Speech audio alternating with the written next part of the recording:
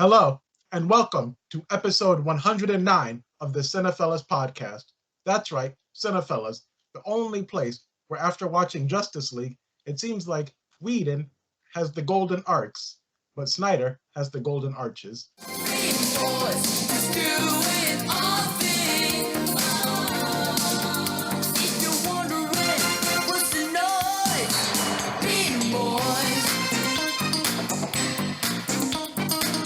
So if you couldn't tell from that opening line, yes, I saw the Snyder Cut and Coming to America. But before I get started, Henry, it's been a while since you've seen you. What's up, man? Yeah, what's up, everybody? Yeah, it's been a couple weeks. I went on vacation about a month ago, and that threw us off for one of the podcasts. So then after that, I work every other weekend. So like when you guys were doing your show, I had to get ready for work, basically. So fell off, but now we're on schedule again. So now I should be back on a bi-weekly basis as usual. So it's good to see you guys again. Good to meet you, Jesse. I haven't met you yet, but nice to meet you, nice man. to see you. I've looked back at the old podcasts, the past couple that you've done, and you seem like you're a trip. So I can't wait to listen to the rest of the show with you. So yeah, it's good to see all you guys. Yeah, man. Good to meet you. Good to see you. Welcome back. How was your vacation in Cabo with Brad Pitt? I can't kiss and tell, Brad. We're telling you, buddy. We've seen the pictures. Yes, it is that big.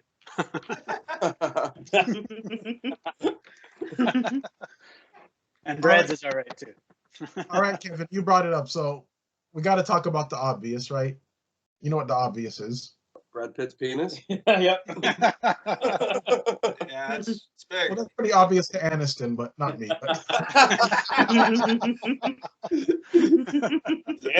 Who wants to go first? Okay, I know I'm going to sound like a familiar someone who was on the podcast before, who's also from Florida. But let me go in on Justice League. I really like the movie. I like it a lot more than the theater one. But if I'm being perfectly honest, it's too goddamn long. That being said, the movie's a lot better, but there's some issues I have with it.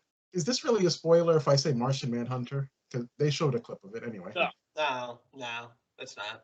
The way they introduced Martian Manhunter was god-awful. Like, they should have introduced him at the very, very end. That way it's more impactful, where it's like, oh my god, Martian Manhunter is here.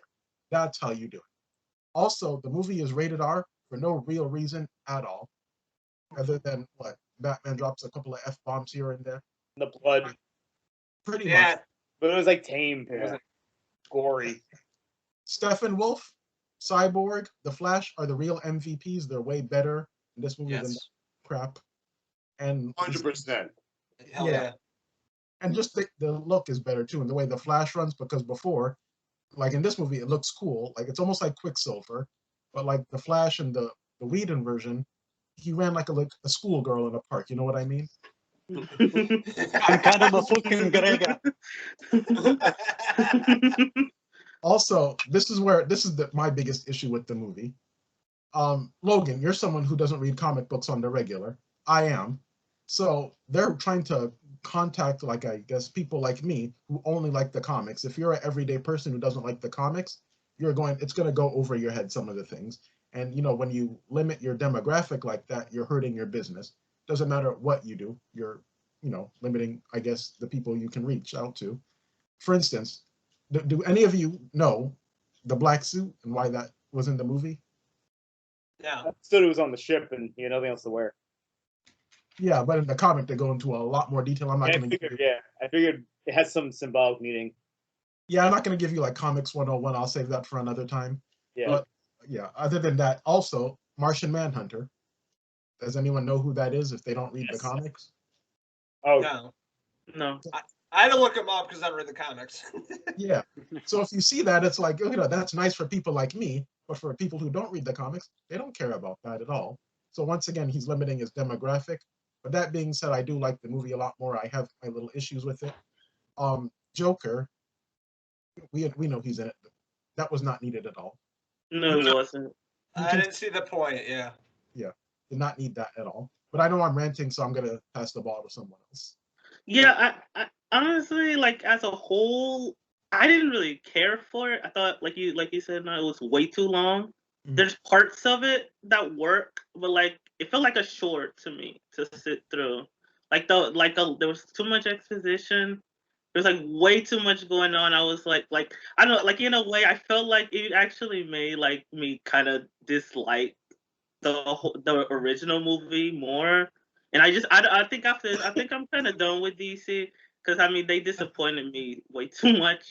Like I keep thinking, okay, they're gonna do something good, and I like parts of it I enjoyed, but like as a whole, I don't really think Zack Snyder's like that good of a writer. Or, like he knows how to put scenes together. Like somebody on Letterboxd said, he's a good guy that knows how to make scenes that look like trailers, that look cool. But like as a whole, I didn't like really connect it. I wasn't really invested in He like what it chooses was. style over substance, I find. Yeah, and that was too much for 4 hours. You have to have more than that to me. Like, but like I didn't like parts of it. Like the Flash, I don't know. Like I didn't really care for him as much as I thought. Like I thought I liked him. Like when I saw the original, I was like he was okay, but like he was too jokey for me. The jokes didn't work for me. Cyborg I thought was better. Like as a whole, I did like what they did with him, and I feel bad like now after all the controversy that happened with that actor, and like now he probably is not gonna have a job anymore. And Yeah. I mean he like now he messed with. Well, I mean if that stuff happened, it's like messed up. But like he was really good in the movie. I like him and like the stuff with his father. That stuff was kind of interesting. But like and the Ben Affleck stuff kind of works for me. Like I think he was a good Batman. They just didn't really give him a lot to do. Like I think he was doing stuff that like as a whole, I think he got what the character could do, and he hit like Zack Snyder's version of that. Like I just thought as a whole, this was like a short watch. I just was not into it. Like the action scenes were really good, but like as a whole, I was like, this didn't need to be 4 hours. It just felt like long, and it gave me a headache. Yeah, I and just that's what I felt sick think. after all. And It was done. I want this to be done. And like with Whedon making the movie, I can understand why, from a studio, I guess, point of view, you would want a shorter movie. You would want it to be lighter. You want to Yeah, listen to the criticism that people were giving you. And, yeah. sometimes people don't know what they want. But that's my college thesis for right now on Justice League. I was mixed on it when it was done. I was like, maybe I liked it, but then I was like, no, this felt so long. I was like, this didn't need to be 4 hours. I mean, Endgame, like a movie like Endgame, that made sense to be 3 hours because it was like 10 years of stuff culminating, and all these characters have to resolve all their stuff. I don't know any. I still barely know most of these characters. These are people I could stand in front of a line at McDonald's or something at this point. I still don't know them as people yet. And you're supposed to still be like, oh, they're teaming up. This is supposed to be the big movie, but it still like felt like it was like so much it's trying to pack in 4 hours, and it was like it just felt so expository. And I feel like honestly, if you have to tell a story in 4 hours and I still didn't really get that much, then you didn't really do that good of a job in terms of telling your story. Yeah, You know? and speaking of story, two things. I forget the character's name. The girl that the Flash saves, Diggy Simmons. Iris West, I think, is the character. Yeah, once again, if you're not a comic book fan, you're not going to know who that is, but you'll instantly know, I guess, if you read the comics. And I read something online that kind of like pissed me off. People said the interaction with Ben Affleck and Jared Leto was better than the interrogation scene in The Dark Knight. Hell no. No, Out of my no. Not even fucking close. They were being No. paid by Zack Snyder. That is bullshit.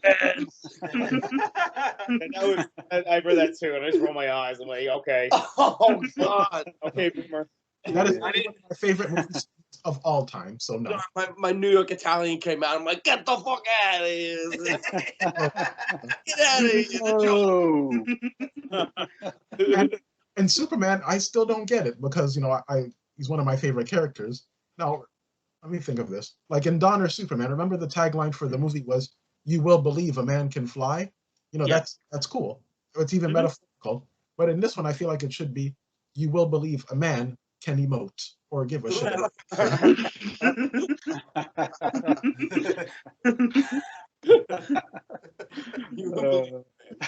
That's the point that we're at now in cinema. So, Oh, I don't know what man. it says. Yeah, no, I didn't mind the Superman stuff. It was whatever to me. I don't know. just as a whole, the only reason I even know who Iris West is just because I watched that Flash TV show for a while, and after I kind of eventually gave up on it. But like, that's the one part that was kind of funny with that was there was so much focus on that, like when the Flash saved her, and then there was that hot dog flying in the air. I was like, this didn't really need to be in the movie, but Yeah. I mean that's what they're paying the big bucks for. That's where some of that $70 million went to. I guess that joke, like it didn't pay off enough for them to interrupt that scene with a fucking him snatching a hot dog. Yeah, and it was like, yeah, I was like they could have totally wrote that out, and he could have got the job in a different way, and that scene could have resolved like instead of like that big dramatic scene, he just goes, "Oh, hot dog." I'm like, what is he, Homer Simpson? Like, slow motion, like, yeah. It was silly to me. I was like, this is weird. Yeah, no, I like that actress. I think Kiersey Clemens. She's in like other stuff I've seen, and she's good. Like, I wonder if that's gonna be like a big thing because they keep making like, oh, they're gonna make a Flash movie happen, and I don't know if that's gonna be a thing. I'm pretty sure she's cast in it too. Yes, A couple weeks ago. Yeah, okay. So she'll be back. Okay, because I remember it was one part Zemeckis was supposed to do it, and then like that, like I don't know what happened with that, but I keep like I don't know, like there are things in it as a whole I did like the Martian Manhunter stuff was kind of interesting, I guess. Like I don't know why the Joker was in it. That didn't make sense to me. It just felt like, oh, we got to give the fans what they want. They still want a Joker, so we gotta put that in somehow.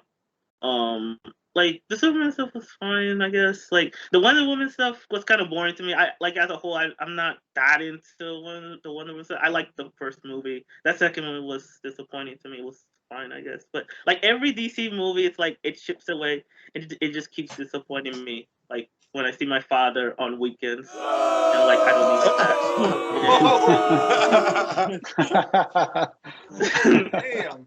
Yeah. Again, father vibe.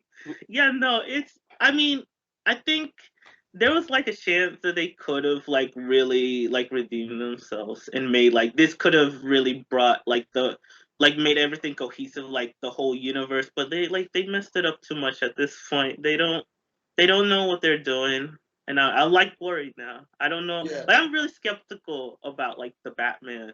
I don't know what's gonna happen with that. You know what's a really good analogy I thought of before? Like watching anything DC, it's like sure it's fine, but like I'm so much more on the Marvel side. It's kind of like when you buy it's kind of like when you buy a cheap steak from the supermarket and you make it really good and you make the method really good and it's like yes, it tastes great. But when you go to a steakhouse and you get a filet mignon that's like over $100, you're like, yeah, that's Marvel. You know, like it's it's keeping this thing together with you know, it's like just skating by, you know. Yeah. Well, Jesse, that could change because the new Batman trailer that came out. Yeah. I loved every scene of that little trailer. Really? Yeah, because like as a comic fan too, they're giving me what I want, but yet they're making like the non-comic readers okay. Like I said, you got to reach out to both demographics. Right. Mm-hmm. Yeah, for sure. It was too long. It was 4 hours. It took me 2 sittings to get through it. They could have cut out a lot of stuff, but it was better than the theatrical version, that's for sure. Yeah. I like Cyborg's backstory. It had more of the Flash. I didn't really know much about these characters. I thought they did a good job with that. Things that annoyed me, Wonder Woman, every time she came into the scene, she would have like the Amazonian music in the background. Like over and over again. I'm like, we fucking get it. That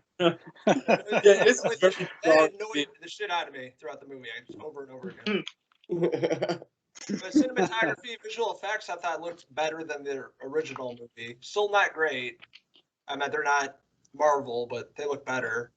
And the ending was okay. So it was pretty good. Also, they took out that god awful song in the beginning, being like, everyone's sad, like literally just exposition of the song, being like, going on. It's just like,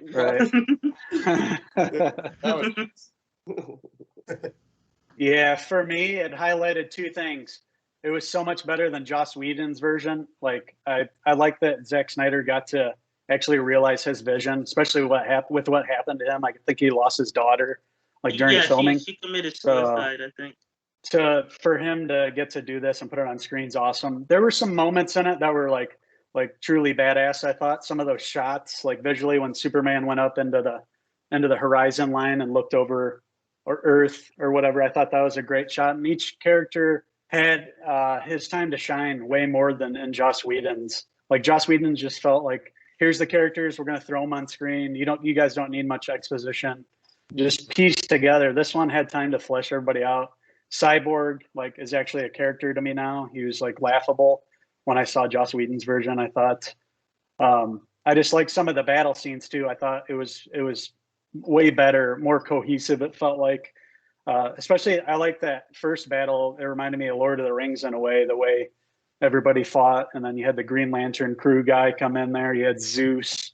I thought some of it looked really good, and some of the graphics and computer work were bad, I thought. So it was kind of spotty in that way, where some things I did like about it, but some things looked off.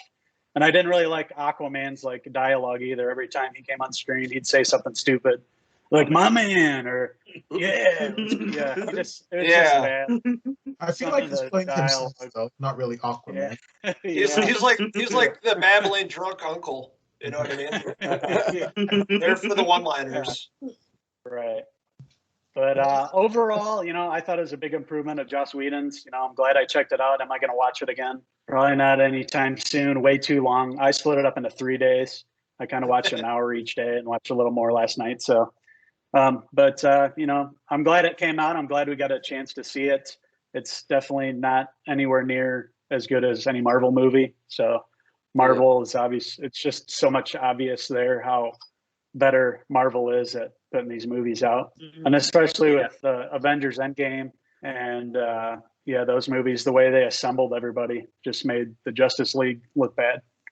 So I think two key points for me that really made the movie digestible, because I watched the first version, I didn't see it, and then I watched the second version. I was like, I want to see how much more this movie sucks. Then I watched it, and what was I gonna say? It was also the exposition, the whole character thing. It was necessary a lot, but if they didn't have that, I don't think it would have made this cut what it was. It was needed. It unfortunately needed that huge jolt of Marvel storytelling to the heart to be like, all right, we need people to care about this, and it worked for me. And then also splitting up into parts, it made it digestible. I was like, okay, part this, part that, and I was like, all right, it's easier to watch for me. So that's just two things I thought were super important about this film, which made it an overall way better experience than the first film. So, yeah, for sure, it's better character development in this movie, the Snyder cut. They fleshed out the characters better. They better at 4 hours. I know, right? I hope so. Yeah. I think that's the best out of everyone. I loved it. I thought it was awesome.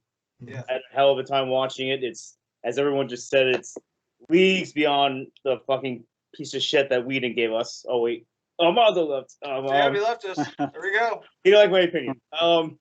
I thought a great part with Flesh's story was when he saved his father in that underground battle, and he brought him outside. Armando, are you turning into Cyborg over there?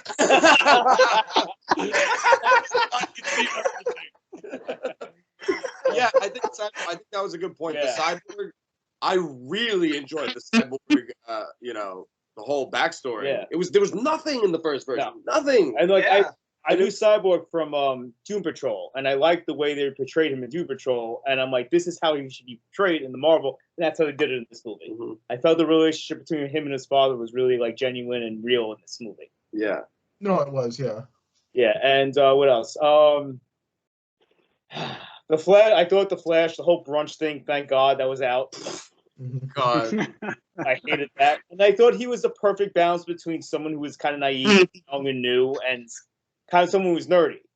You felt how scared he was when he got tripped and he was hurt when he got shot in the leg at the end. Yeah. I actually liked Batman. I liked Affleck's Batman a lot better in this one. I don't know. There was something different about it.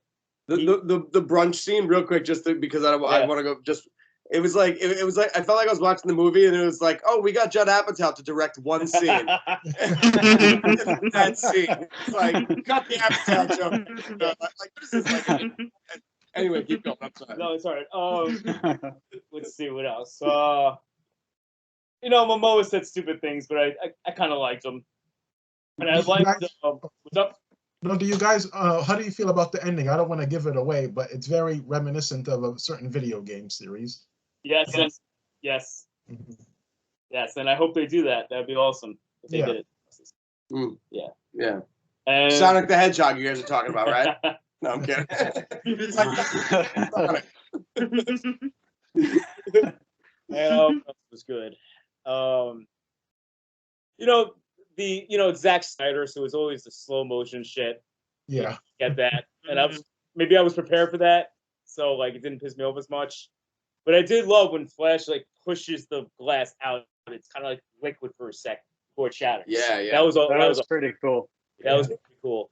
And I liked Wonder Woman. I thought Wonder Woman's arc was like a lot better in this one. She was way more tolerable. And like my friends watched Justice League. He hasn't watched 84 yet, and I'm like, you're gonna hate 84. If you liked Wonder Woman in this movie, you were gonna despise 1984.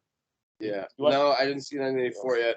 But like also Gal Gadot, like to me, I don't know about you guys, I can't stand her acting. I think she's so mediocre, but she's absolutely gorgeous and does Wonder Woman very well. It's kind of like she was made for that role. But like in this version, like I was never like, oh, I love her as Wonder Woman. I was always like, whatever, okay, she does it fine. But like I really enjoyed her as Wonder Woman in this movie. And like her, the whole scene in the is it the bank? Not the bank. Yeah. It's the bank, yeah. Dude, like that was badass. That was probably my favorite scene. Yeah. What'd you think of the score by Junkie XL? Because it was changed. I really liked it. One. Yeah, it was good. Yeah, I thought it was way better in this movie. But the best improvement I loved was how Steppenwolf had so many stakes within the mission he was trying to do. Yeah. That was awesome. Yeah, that was. That worked better. Yeah, that was a lot. Yeah. And I liked the battle. I thought the battle was cool. Like, I didn't like who said about the Martian Manhunter. Henry, was that you? No, not. It was Niall. I 100% agree. Like, I hated that. I didn't like that scene. Mm-hmm.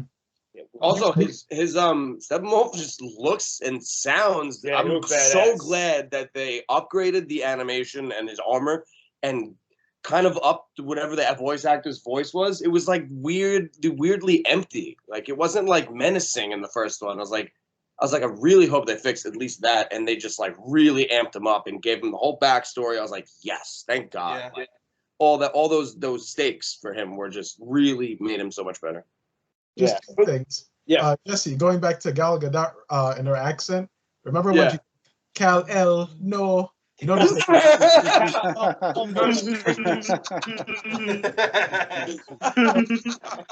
they're like, she said it. Now let's go on to the next thing as fast as possible. Yeah, just like a cut. The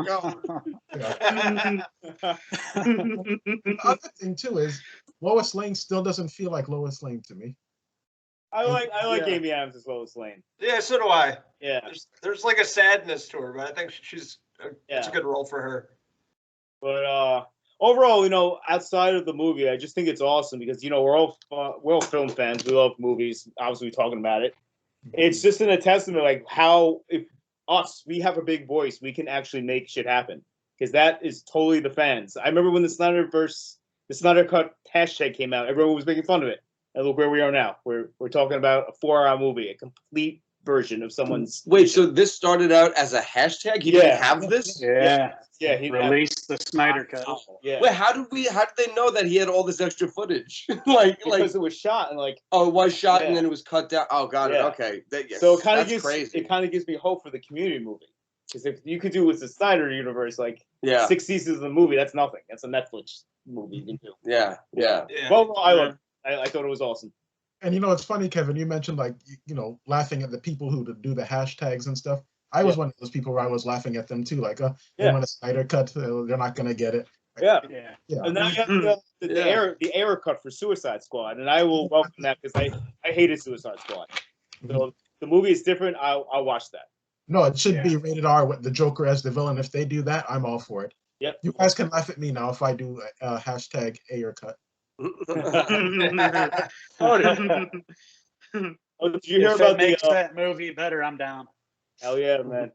Did you hear about the Mrs. Doubtfire Rated R Cut? Oh, I God. did. Yeah. I'm so on board with that. I want to see that. Yeah, because there was an interview like when Robert Williams died, like a week after he did. Pierce Brosnan was on Conan, and he was saying that there's the scene at the end of the movie when they're all at the dinner. They did the kids first. They shot the kids' perspectives, and they said like, "Oh, you know." And Robin Williams was doing the dialogue, but like they were children, so he kind of like kept it PG-13. And when the kids are like, "Oh, you know, you can go off with this, going to shoot Pierce Brosnan and Robin Williams," and Pierce Brosnan was saying like the shit that Robin Williams was saying inside his ear about Sally Field, like saying like, sexual, vulgar shit. And like, I can't. No, Kevin, you need to get on that. The Mrs. did it right. Cut. I did it right. Oh, I did it on the YouTube video. Release the Doubtfire cut. Yeah, I like the thing you put on the Dean Snyder. Hashtag leave no doubt. Yeah. I put up a picture of Dee Snyder from Twisted Sister. I wrote, "Release the Snyder cut." Yeah,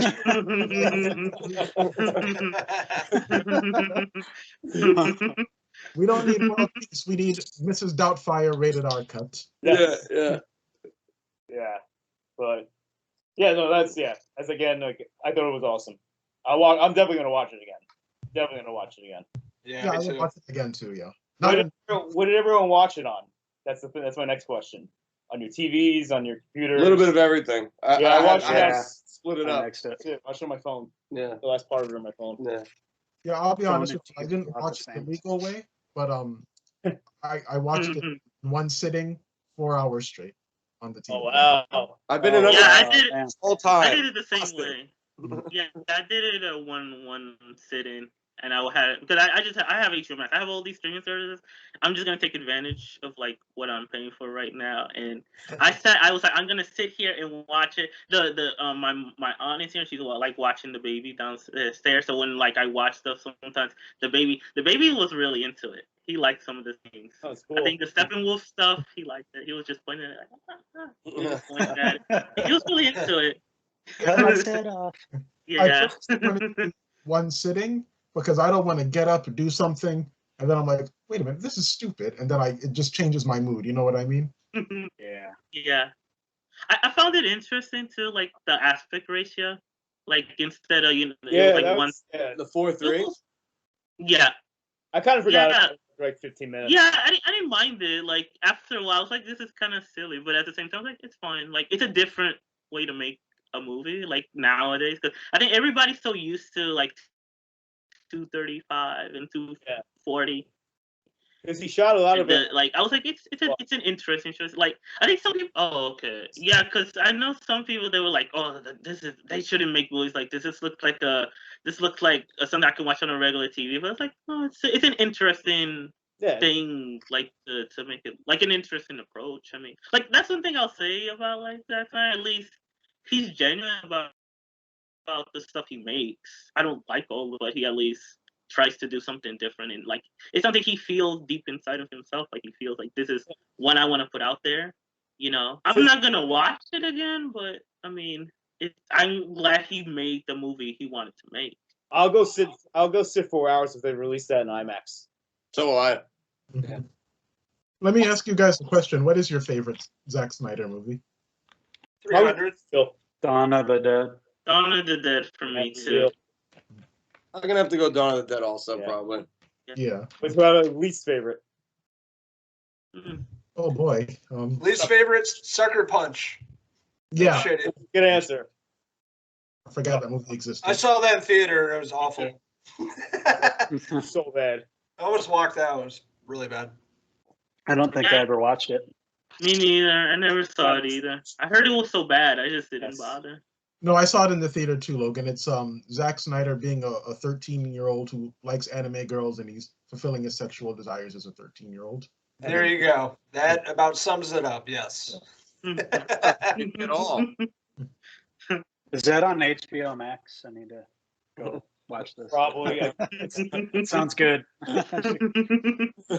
I'm excited for Army of the Dead, though. That'll be on Netflix. Yes. I think in Yeah. May or June. Yeah. I think I'm more excited for that than That too. Justice League. I'm stoked for a new zombie flick. Yeah, we need a good one again. I know it's been a while. Yeah. That's a good one. Warm Bodies. Yes, that Warm one. Bodies. Yeah. That was pretty good. I never saw that one. It was all right. Nicholas Hoult. I remember it was Nicholas Hoult and Teresa Palmer. They were, yeah. It was a cool con, but like the zombies didn't look disgusting. They looked like model zombies. They were just like a little flush from the color. His name's Nicholas Hoult. Oh, they said Hole. Like that's an unfortunate name.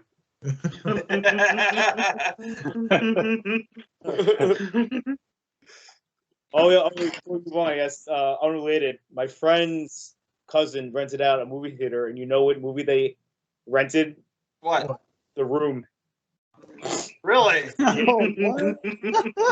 They got high and like they sat there for like that movie's long, right? I forgot about that movie. Yeah. Yeah, it's like 2 hours, right? Well, they sat there high and they said it was amazing. Tearing me apart, Lisa. Oh, hi, Mark. Did you guys see Coming to America, the new one? Yeah. No. Yeah, I did. Yes, I Logan, did. I know you didn't like it, so I'll let you Yeah. talk. No, yeah, I It didn't care checked the- for it. It checked the box of being better than the sequel to Dumb and Dumber, so I was happy enough with it. It's about what I expected. Mhm. It gave us what we wanted with the old returning characters. It wasn't great though by any stretch. It was pure cheese in a couple parts, and I don't know. I'm not a big fan of Leslie Jones personally. So yeah, unnecessary, but it was okay. I mean, I didn't hate it. Yeah, I don't hate it. Like I put it in the same category as like Anchorman 2, where I actually do like it, but I like the original more. Yeah, I'm the same way with it. It's funny. It was like it had its moments. It was good. Like I didn't have like super high expectations for it, but like it was good. Like the callbacks were fine. Like there was nothing wrong with it. It was good. It passed the time. It was entertaining. The way You know. James Earl Jones died, I thought was hilarious, where he's like, "I'm going to die now," and he just started like going up. Yeah, I thought that was funny. But they repeat a lot, like the same jokes, like the John Amos, McDowell's and McDonald's, McDowell's. and like Yeah. even they bring back some of the same people. The guy who sings, so it's a lot of. I do like how though in the original, we saw a lot of New York, and this one we see more of. What's the country again? Zamunda. Yeah. Yeah. I remember. So I thought Yeah. that was cool. I thought my Wesley Snipes was funny. Yeah. I thought every time he was in, Wesley I was Snipes was laughing funny really too. hard. Just Yeah. how he acted. Yeah, he was real goofy. Yeah. It looked like he was having a good time though, so it sold. It's I thought he did good. He was real funny. How he came in like dancing. Yeah. Yeah. And a lot of cameos too. Yeah. Yeah, the cameos are really good. It was one of the better parts of the film. I think my biggest complaint, it just wasn't that funny. I think I laughed a few times, Yeah. I thought the first half was funnier than the second half. Like first half I was really into it, and then the second half that's when he kind of like started doing the same jokes to me. So how about Winter Soldier? What did you guys think of that? I like it. I saw it today actually. Yeah. Get back.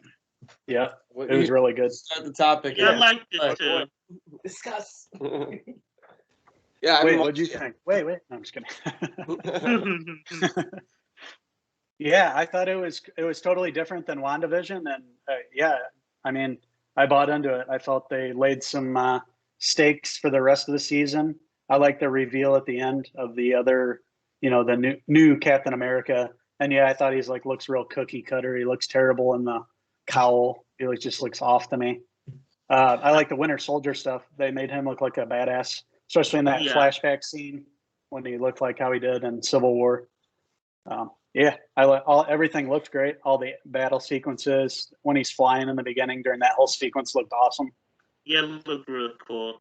I think I'm gonna like this more than WandaVision, truthfully. I think so too. And the But second one, like race-related issues, like I guess race issues with him, like Anthony Mackie being black and stuff like that. In America, certain Americans don't want to accept that. So I think that's pretty bold of Disney to do that. yeah, it's good that they're doing like really getting into that. I mean, it feels like genuine to like the story. It doesn't feel like we're just doing it to like we want to look good. It did feel like they're actually like making character, like giving Falcon like more to do, showing like a side of like that world that we don't see too often. Because everybody in these movies, they always have money. They all are rich. They all can provide their own like resources. Like Falcon, he's like, oh, I'm gonna go get a loan for my sister, and then this guy's like, oh, well, we can't get it because the government, you were like protected, and like everybody was like, there was people online complaining about that. I was like, no, I think that could actually happen. They can find some way to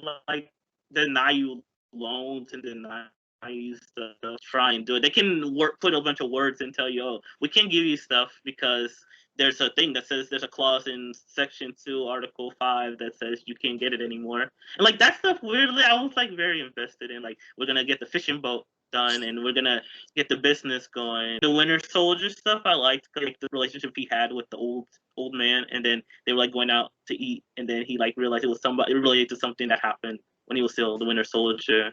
Like he was like, I'm trying to make amends for my past, but like it felt genuine to me. I didn't hate it. I thought like that stuff, it worked for me really good. I was like really invested in like what he was. I thought Sebastian Stan, he like made it believable. Cause that's what my mom says. Like if an actor, they're good if you make it believable. He made it believable to me. Like how like he actually is trying to change and like trying to do right what he did wrong in the past and stuff. So like none of it feel like filler. Like that's the problem with some of the Marvel shows in the past. They feel like filler. This didn't feel like filler. I'm looking forward to what they're doing. Like how all of this stuff is gonna come together. I thought the opening action sequence was incredible. Oh, absolutely. Yeah, it was really good. And like I felt like I was watching like something that I should have been watching in a theater. Yeah. Opening night. That was insane. And you were saying about like how he can't be helped, and that you can look at that like when soldiers come back from war, they're not always treated well, even though they fight for the country. Mm-hmm. Yeah. Yeah, you picked up on that. That's good.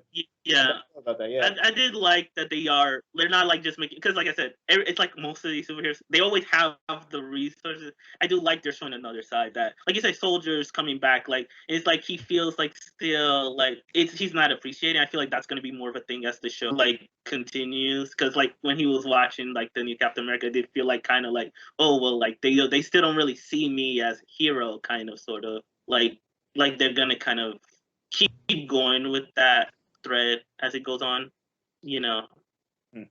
But yeah, no, I think like the other thing too that I did like that it did feel like none of it felt like filler to me. Like everything felt like all the pieces are gonna matter. It did set up stuff, but it didn't feel, because sometimes like some of the Netflix Marvel stuff, it feel like, oh my god, this is like 10 episodes.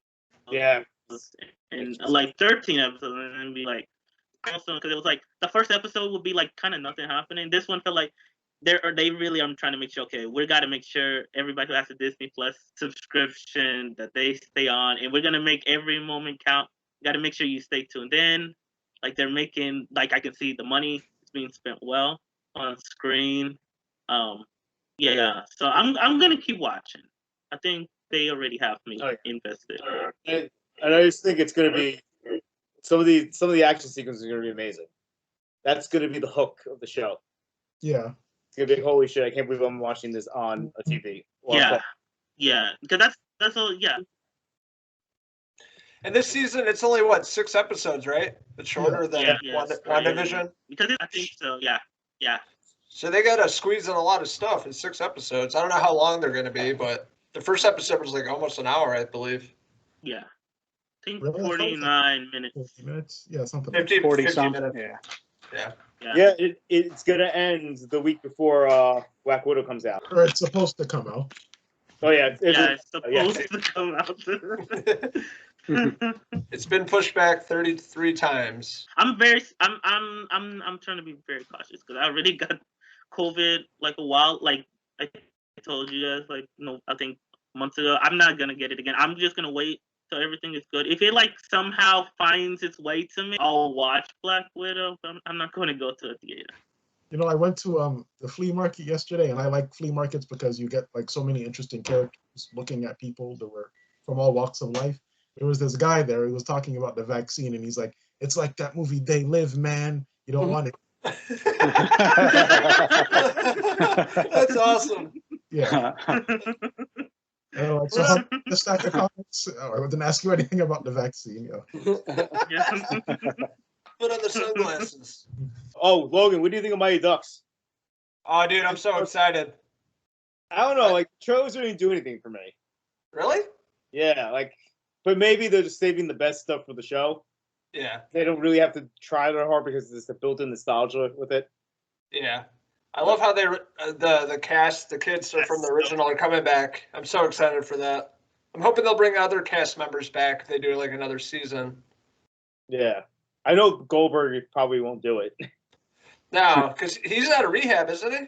Yeah, and I think what's his name has trouble with the law. Luis Mendoza, the speedster in the Mighty Ducks 2. Luis Guzman. Oh, okay, yeah.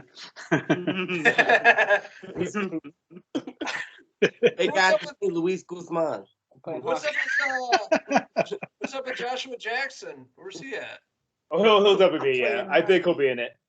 Yeah, you think? They wanted to show that card, but he'll be in it. He's got to be. That's the biggest star from that cast.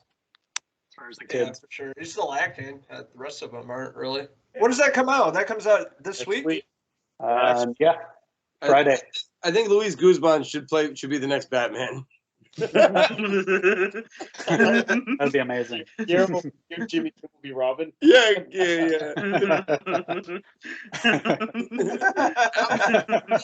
Alfred, my Batmobile was working fine this morning, Alfred. I'd pay to see that. Oh yeah, I definitely would.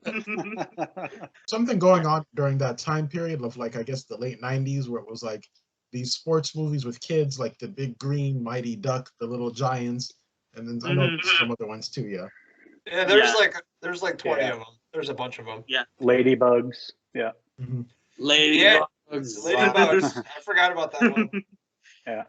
Also, I think it's from Little Giants. To this day, I'll do it to my niece sometimes. The Alka-Seltzer in the mouth trick for intimidation. Do you remember? Yeah.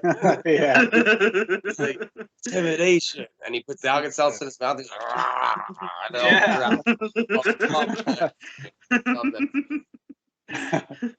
That was the one with was that Rick Moranis? Was that it? Yeah. Yeah, he was the coach. And Devin Sawa and some other ones. The mayor Ed of the O'Neill team. was in that. Ed O'Neill. I don't I know. don't know. Oh yeah. Yeah. and lot. Are we just saying like sports movies now? Kids sports movies. How much does Emilio Estevez look like Martin Sheen now? Like his dad? Yeah, he does. So Exactly much like him. Yeah. Crazy. Yeah.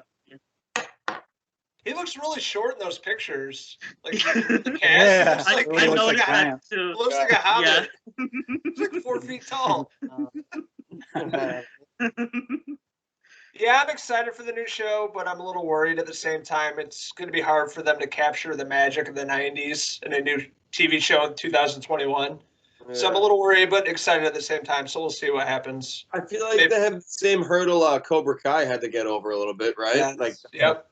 Yeah. so we'll see. Fingers crossed, but yeah, who knows? Who knows what can happen there? But it's cool they're doing it. I mean, why not? It's on Disney Plus.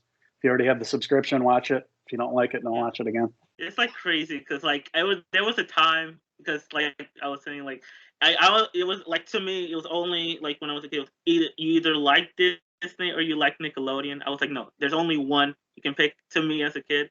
And like it's crazy. Like as a kid, I was be like, no, I'm not gonna watch Disney stuff. Disney stuff that's for babies. I'm never gonna get into Disney Me stuff. too. I was And like Nickelodeon. Yeah, I was like they're edgier, and like now it's like crazy. Now all we talked about is Disney, and we want to see what Marvel's doing. Now. Yeah. I was more into Nickelodeon as a kid as well, more than Disney. Yeah. But Nickelodeon shows anymore. Like I just know like stuff I grew up with. Like if you Yeah, were to basically. one modern Nickelodeon show, I couldn't tell you. No, me neither. no idea. The only Paw last Patrol. Nickelodeon thing, Paw Patrol. Yeah, the last one I watched, and I actually didn't mind it because my cousin he actually like a few years younger than me, so we watched Big Time Rush a while ago, and like that one is not bad, like as far as like kid shows go. Like it's kind of reminds me of like old school Nickelodeon, and there's like all these like references to like old TV and like old movies sometimes, and like it was amusing. That one I did really like, but like other than that, I'm not really that into like Nickelodeon like nowadays. I used to watch Timmy Turner, the Rugrats, which by the way they're bringing Rugrats back. Yeah, I saw the trailer for that. It looked good. Yeah. I don't know. Yeah, I don't know if I'm getting Paramount Plus, but if it comes my way, I'll watch it. Yeah. I don't know. I'm not a big fan of the whole new animation style with SpongeBob and Rugrats. It's very jarring. You know? Yeah, I can see that. It's a very weird style because we're so used to the 2D stuff that I get why they do it for the newer Yeah. generation, but to me, it's like, exactly. what am I doing? What am I watching? Holy crap! Yeah. It's too much. It's sad. Like, there's no animators left that can do hand-drawn animation, really.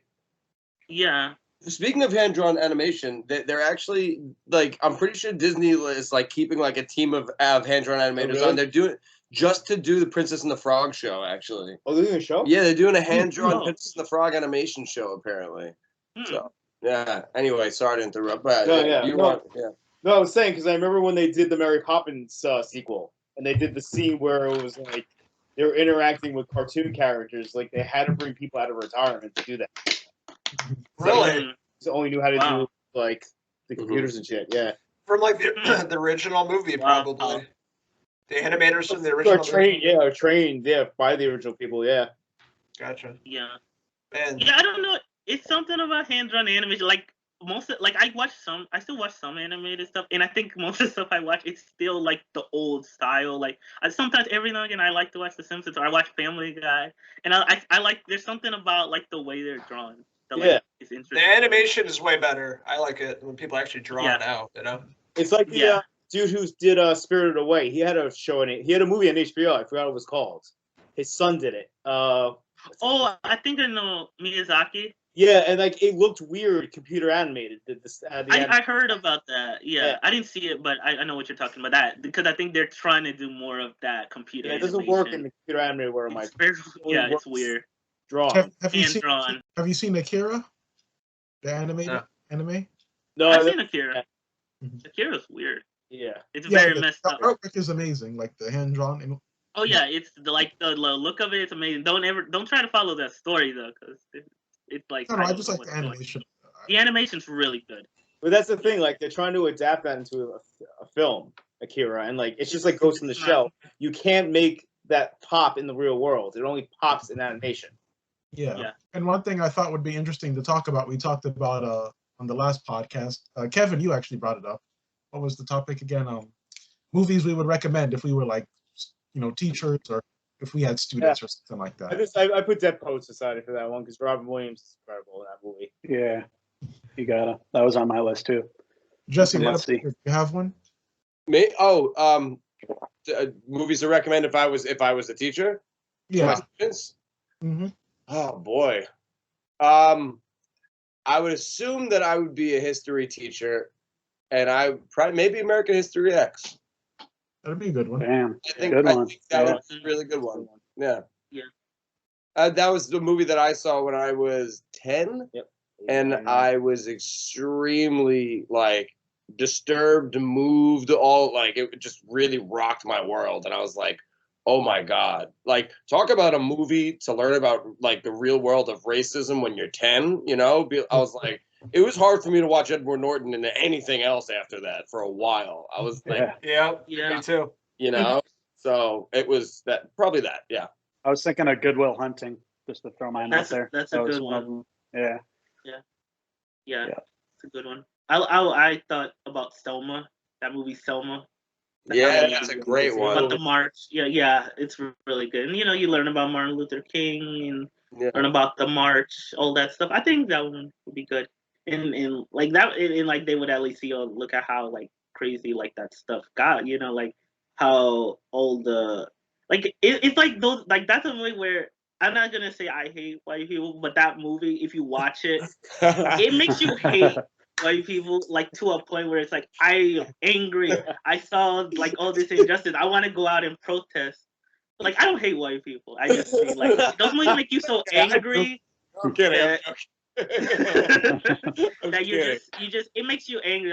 You just see it and I just want some people to that's a movie it gets you very emotional, seeing how all these people went through so much. And it's oh my God, I just wanna it just makes you just upset and like you see, sometimes you're like, it's great how far we came, and then it's like the same time, it's like there's so much more to go. But at the same time, it's like you get to see like how it's like inspiring to see people come together, and it's like, you know, see like how much change you can make in the world and stuff like that.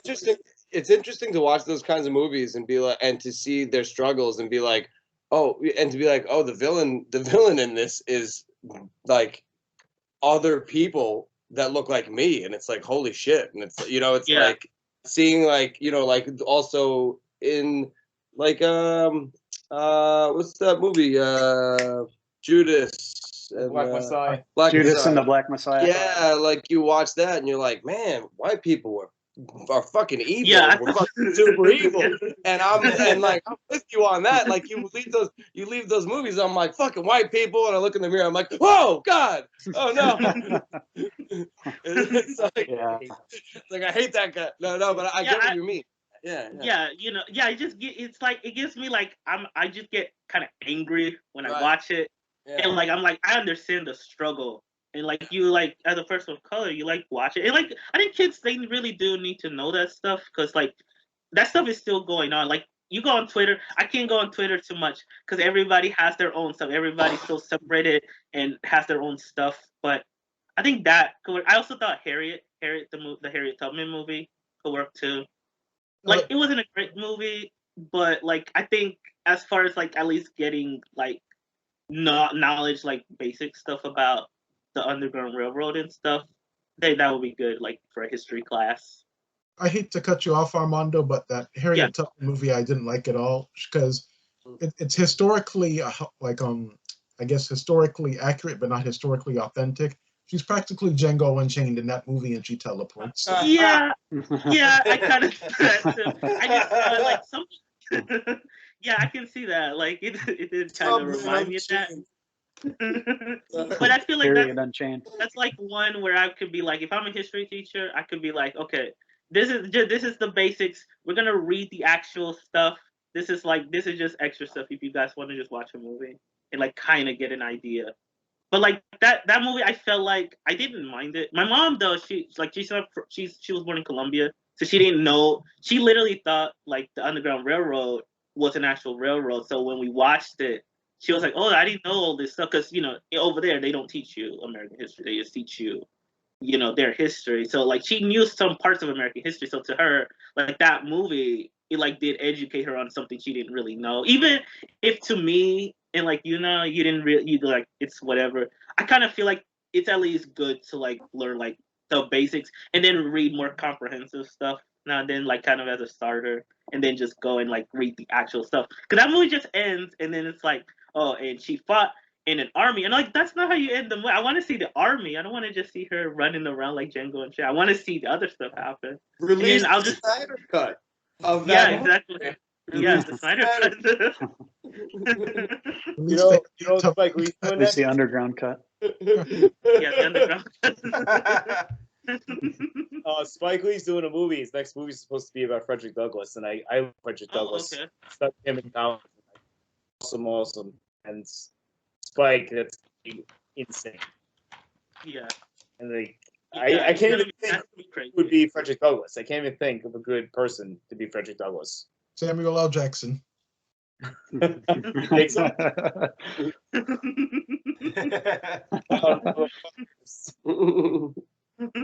Watch them make it Anthony Mackie or something. No, I think I'm in the same boat as everyone. Like, if I were a teacher, I'd be, I don't know, like, I guess a history teacher just show history movies. Not really prepared, but let me think of something. Maybe 12 Years a Slave. That's I consider it to be a horror movie, honestly. Let me see. That's a good question. I didn't even think of this. Yeah, I would show that. Rosewood. That's a good movie. With have you guys seen that? I haven't seen it. I kind of want to, but I hear it's a rough watch. I heard it's very like a history in Florida. So I would show that. Yeah, probably those two movies. Those are good movies. Yeah. Good choice. We have Texas history. So I kept thinking maybe because it's kind of based on historical stuff, I would show the Texas Chainsaw Massacre. Texas history. Because this is history. Yeah. Like to be in that And class. you can't fire me. Hopefully, I have like in my mind, I have tenure. And we're gonna watch Texas Massacre. We're gonna watch Texas Chainsaw Massacre 2. That's history too. So. It's like, hey Armando, do you have any movies you recommend to your students? Do I have tenure? That's a weird counter. When I was in high school, I took Spanish class, and the teacher showed this film, Stand and Deliver, about this teacher in East LA. I've never seen it, but and he taught calculus to a bunch of kids in East LA. Oh yeah, I forgot about that mentioned one. that. Carpe diem. Edward James Olmos was the teacher in the film. Yeah, so. that was Lou Diamond Phillips, I think, was in that, right? I think he was in it too. Yeah, he was one of the kids. we watched Nacho Libre for Spanish class when I was in school. Oh, shit. I didn't learn Spanish from it though, but it was fine, I guess. But you laughed. Like we're gonna, yeah, it was good. And the teacher, she split it up. We didn't have enough time, so she was like, I think for like 2 days we watched Nacho Libre because it was like Mexican history. That's how she tried to say it. It was Mexican history. So we're gonna watch Nacho Libre. That's so far from Mexican. They have a white man playing a Mexican guy. Exactly. Come on. Man. I don't know. The movie doesn't take itself seriously, and that's why it's so funny. You know, like it's. We could go on for another 2 hours about Nacho Libre, so let's not even get this whole engine started in me right now. Have you guys seen that Sam Jackson movie 187 where he plays a teacher? I've seen that movie. Yeah, that movie's crazy. Yeah. I feel if I were a teacher, I would be Sam Jackson. I would be like him. Yeah. Shut the fuck up and read your book. Yeah. I'd have to choose School Ties from 1992. Do you guys remember that movie? Brendan Fraser, Matt Damon? Yeah, that's a good movie. That's a good flick. It takes place in the 50s. And they find out that Brendan Fraser's Jewish, and they kind of fuck with him and, like, just mess up his room and the dorm and stuff. Is really good. That's another one that made me angry when I watched it. Because I was like, oh, they're harassing him because he's Jewish. And then I was like, okay, that's another one where it got me angry. And I was like, I want to go in the street. Like, all these movies, like, it's good when they get you, like, upset. And you get very involved. You know? Yeah, it's that famous scene, right, where he's out in the street in the rain looking up, right, in the window. I think so, yeah. I think so. School Ties. Yeah. I haven't seen it in a while. Name a song you discovered from a movie. Talk about that. Yeah, that one was mine. I have a one. There's Oingo Boingo. That was 16 Candles. Turning Japanese. Yeah. Which I know this is not PC, but I'm going to say it anyway, and you know, especially what Asian people are going through now. But that song is actually a kind of racist song when you think about it, if you know it. Yeah. We all know why, right? Yeah. Okay.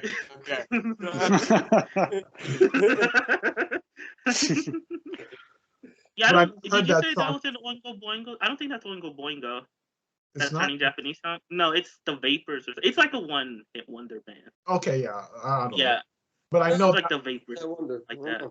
Because I have it on Spotify. Like sometimes I'll listen to it, and it's somewhere on here. I'll put like the '80s mix, and they'll put the name. And I'm always like, I need to know all the artists and stuff. So, you know, it's like it's a one-hit wonder band. Oingo Boingo was Danny Elfman's band. It was like a ska. Yeah, it was a ska band in the '80s. They're pretty good actually. Mm-hmm. They were a ska band before ska was cool. Yeah, back in the '80s. Before Real Big Fish, before Less Than Jake, Mad Caddies. Before Fishbone. Yeah, exactly. Yeah. Dude, I love the Mad Caddies. Nobody knows them anymore. Yeah, they're my favorite ska band. I love them. Really? Oh, yes. Dude, me too. They're one of my favorites. Yeah. Cool. What? Go ahead. Little known fact. I played drums in a punk band for 10 years. Oh, really? I was one of those groupies. Yeah, back in high school. Yep. Grew up playing drums. That's awesome. Band. Yeah. Fun times. And another song that comes to mind for me, at least, the Batman soundtrack, "Fun for Me." I forget who sings that song. The Batman and Robin the Crap one. and Gotham City by R. Kelly. I did not know that song. It doesn't have anything to do with Gotham City, but it's a nice song. A song that I learned from a movie, and I think it was the song before the movie, but they like redid it. Oh Brother, Where Art Thou, Man of Constant Sorrow. Yes. Yeah, that's a nice one. Oh, that's a good one. Yeah, I saw that film and I was like, this song fucking rules. And I just like, I like separated the song from the movie completely, and I'm like, the song rules. Forget it. That movie's still really good though. Yeah. Just going back to Batman and Robin, the movie wasn't that good, but I remember the soundtrack being really good. Yeah. Mm-hmm. Yeah. Soundtrack. Oh, wait. You just talk about soundtracks. Basketball Jones from Space Jam soundtrack. The Dangerous Minds soundtrack. Mhm. Like, Yeah. oh my god, yeah.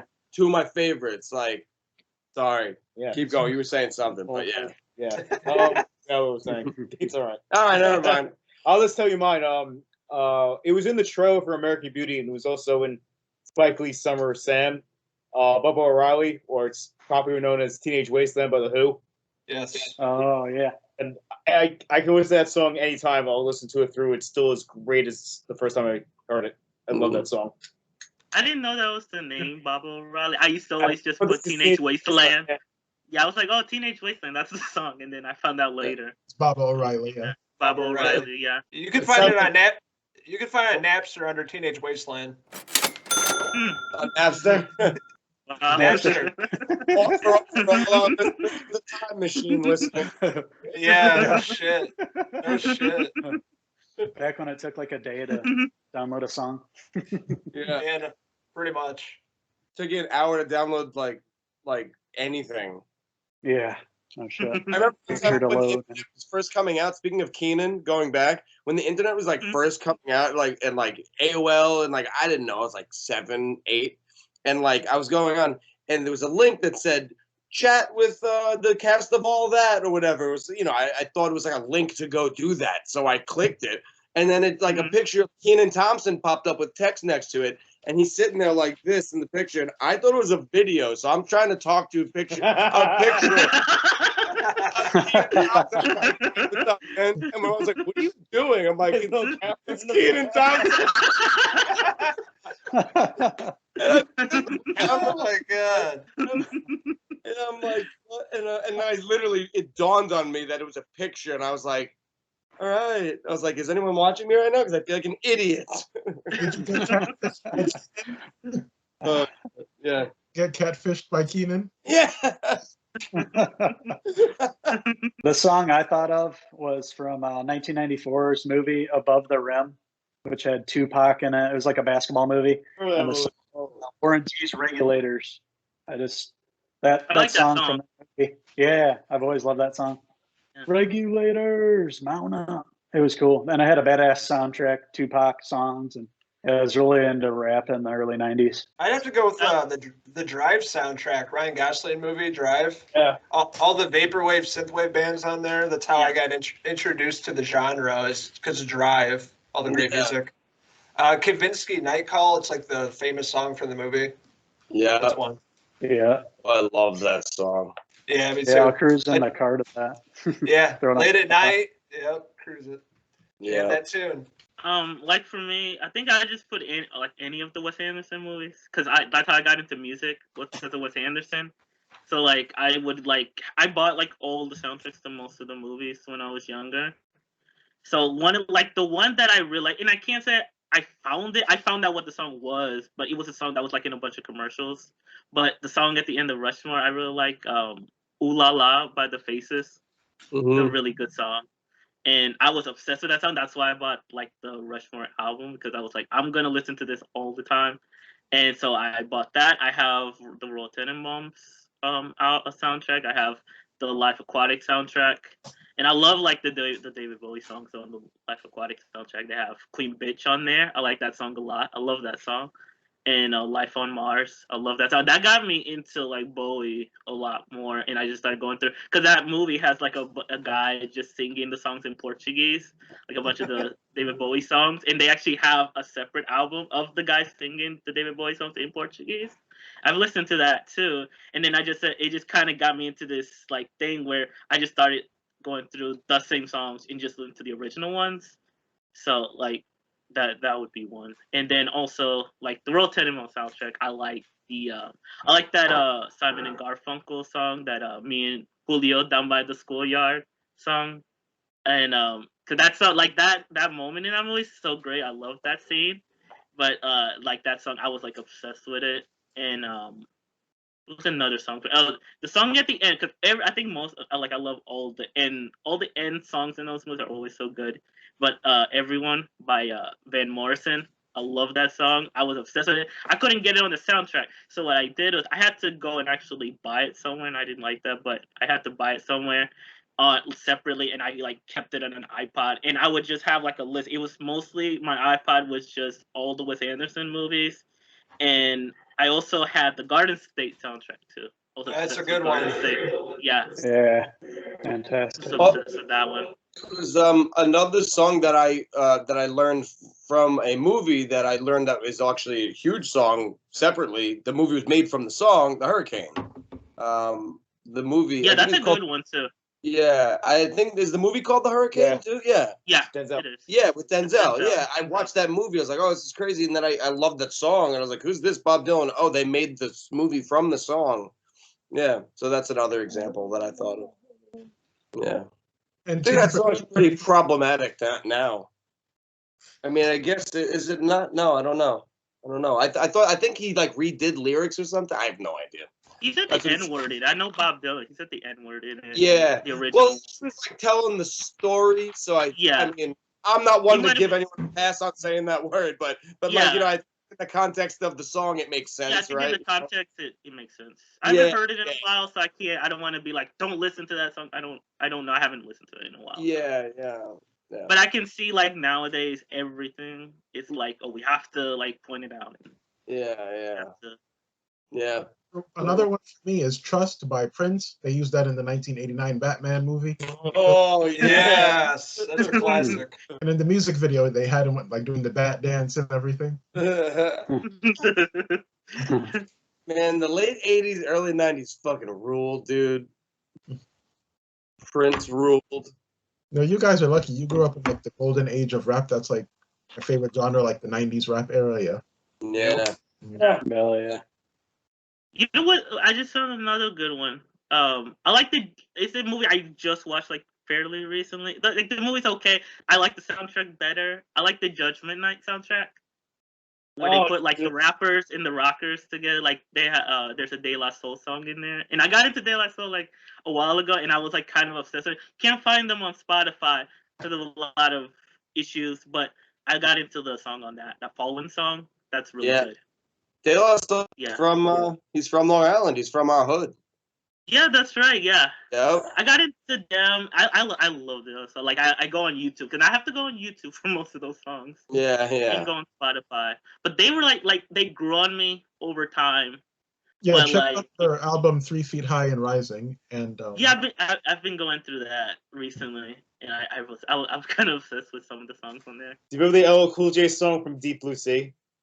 Yeah, I remember. Yes. Deep is blue. My shock is like a shark's fin. Yeah.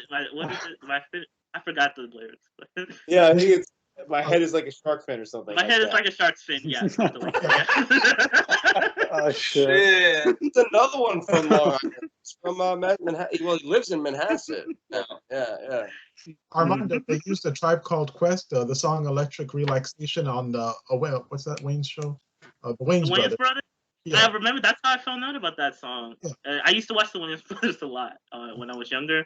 Because I would watch like BET sometimes, and I would just put on like the Wayne's Brothers marathon, and then they'd show like Electric Relaxation? That's the name of it, I think. Off the album Midnight Marauders. Yeah. Yeah, I think that's my favorite. That's one of my favorite albums I think of theirs. But like the latest one was really good too. Thank you for your service. We got it from here. The last one was really, really good. And I was like, because what had happened was I only got into like hip hop because like what had happened was I went through some stuff. This was like a few years ago, and then I was going through some personal stuff, and then I just went through A Tribe Called Quest. Then I went through like De La Soul, and then I went through all this stuff. And I was like, oh, there's like really good stuff. And then I like Tupac sometimes. I like Big, like Notorious B.I.G. Some of that stuff is really, really good, like off of what I've heard. So like every now and again, I like, okay, I'll need to like listen to that. So that stuff is good. And then you see the stuff we have today. Some of it now is good. I don't want to be that guy, but like these SoundCloud rappers and all these TikTokers now they want to be rappers. I'm like, no, you don't cut.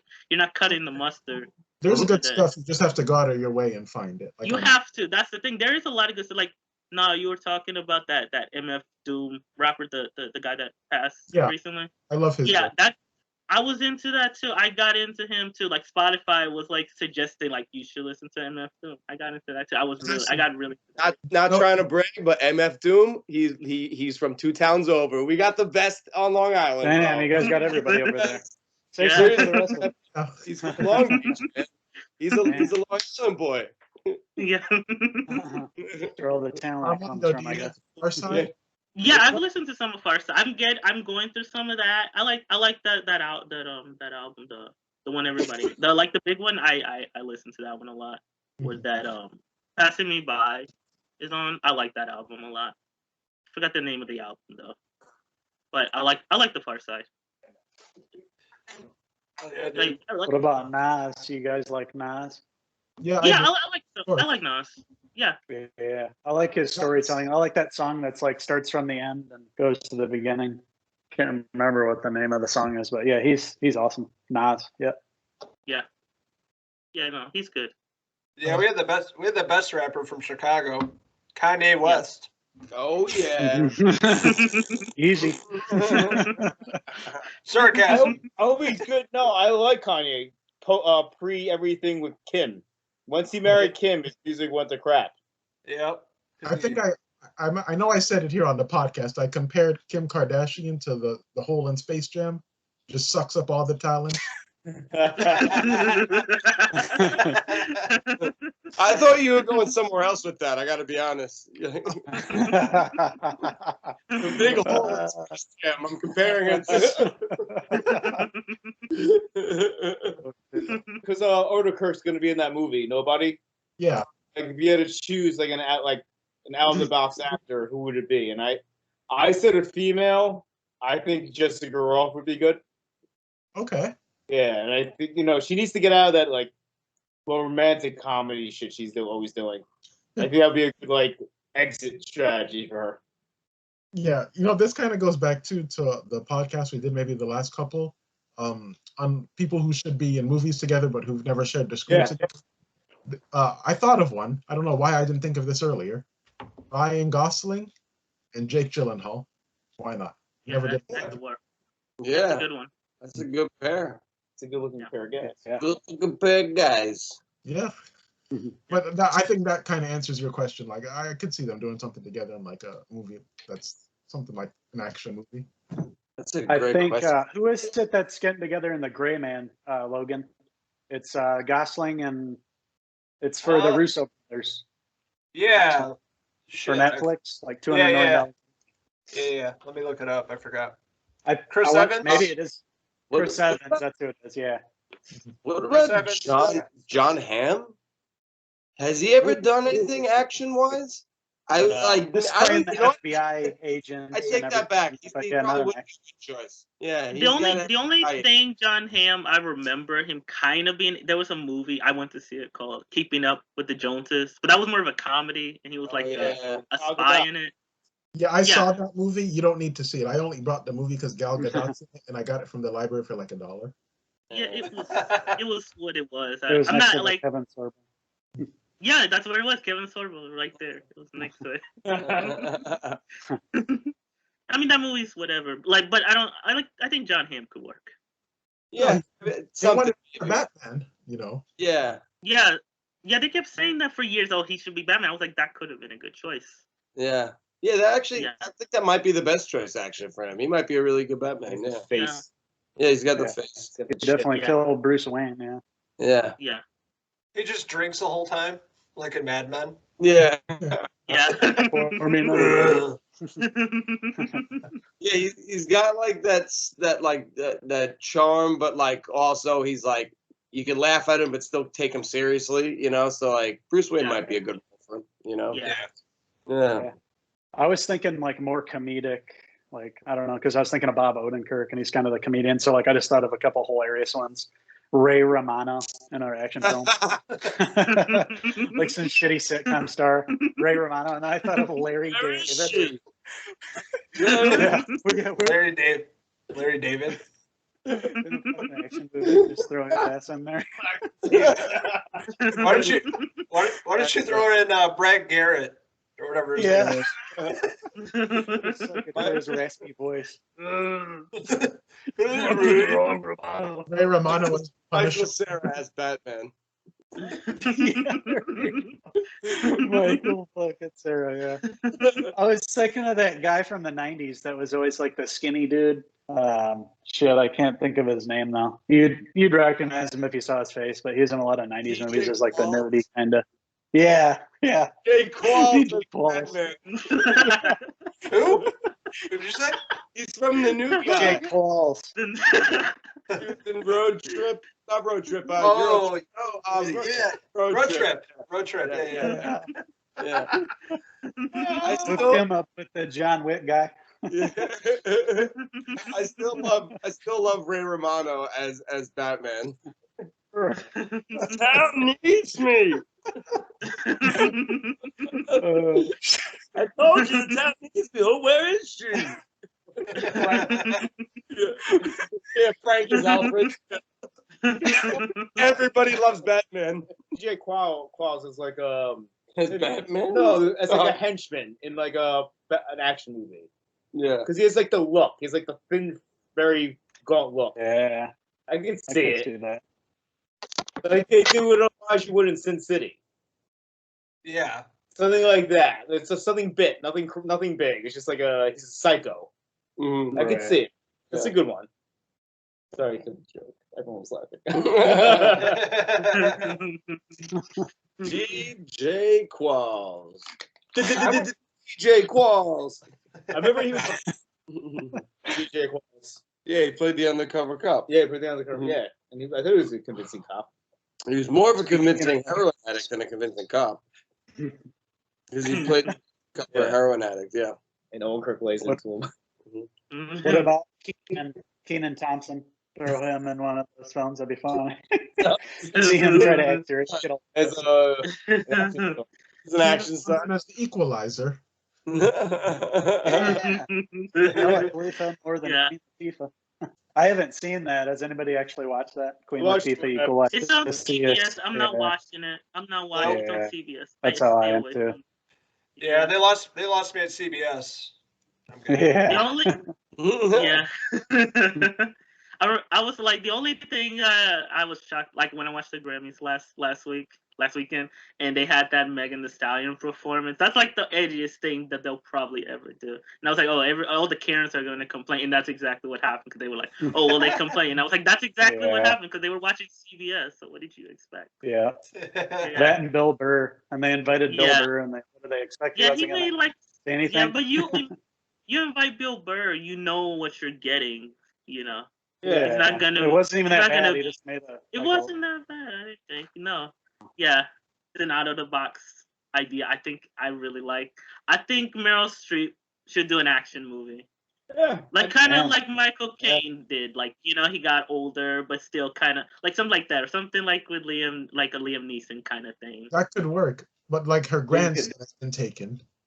Something like that, yeah. Mm-hmm. I have a particular set of skills. Mm-hmm. And they're in the nursing home or something. I don't know.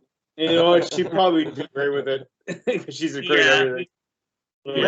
Here. Probably do a great performance. I would like to see. I know she was in Justice League, but I'd like to see Diane Lane in a. She kind of did it with this movie that came out with Kevin Costner called "Let Him Go." It's about. Oh, I think I saw it. They're two. I heard about that. Yeah. Yeah, and they go and like their daughter's a fuck up.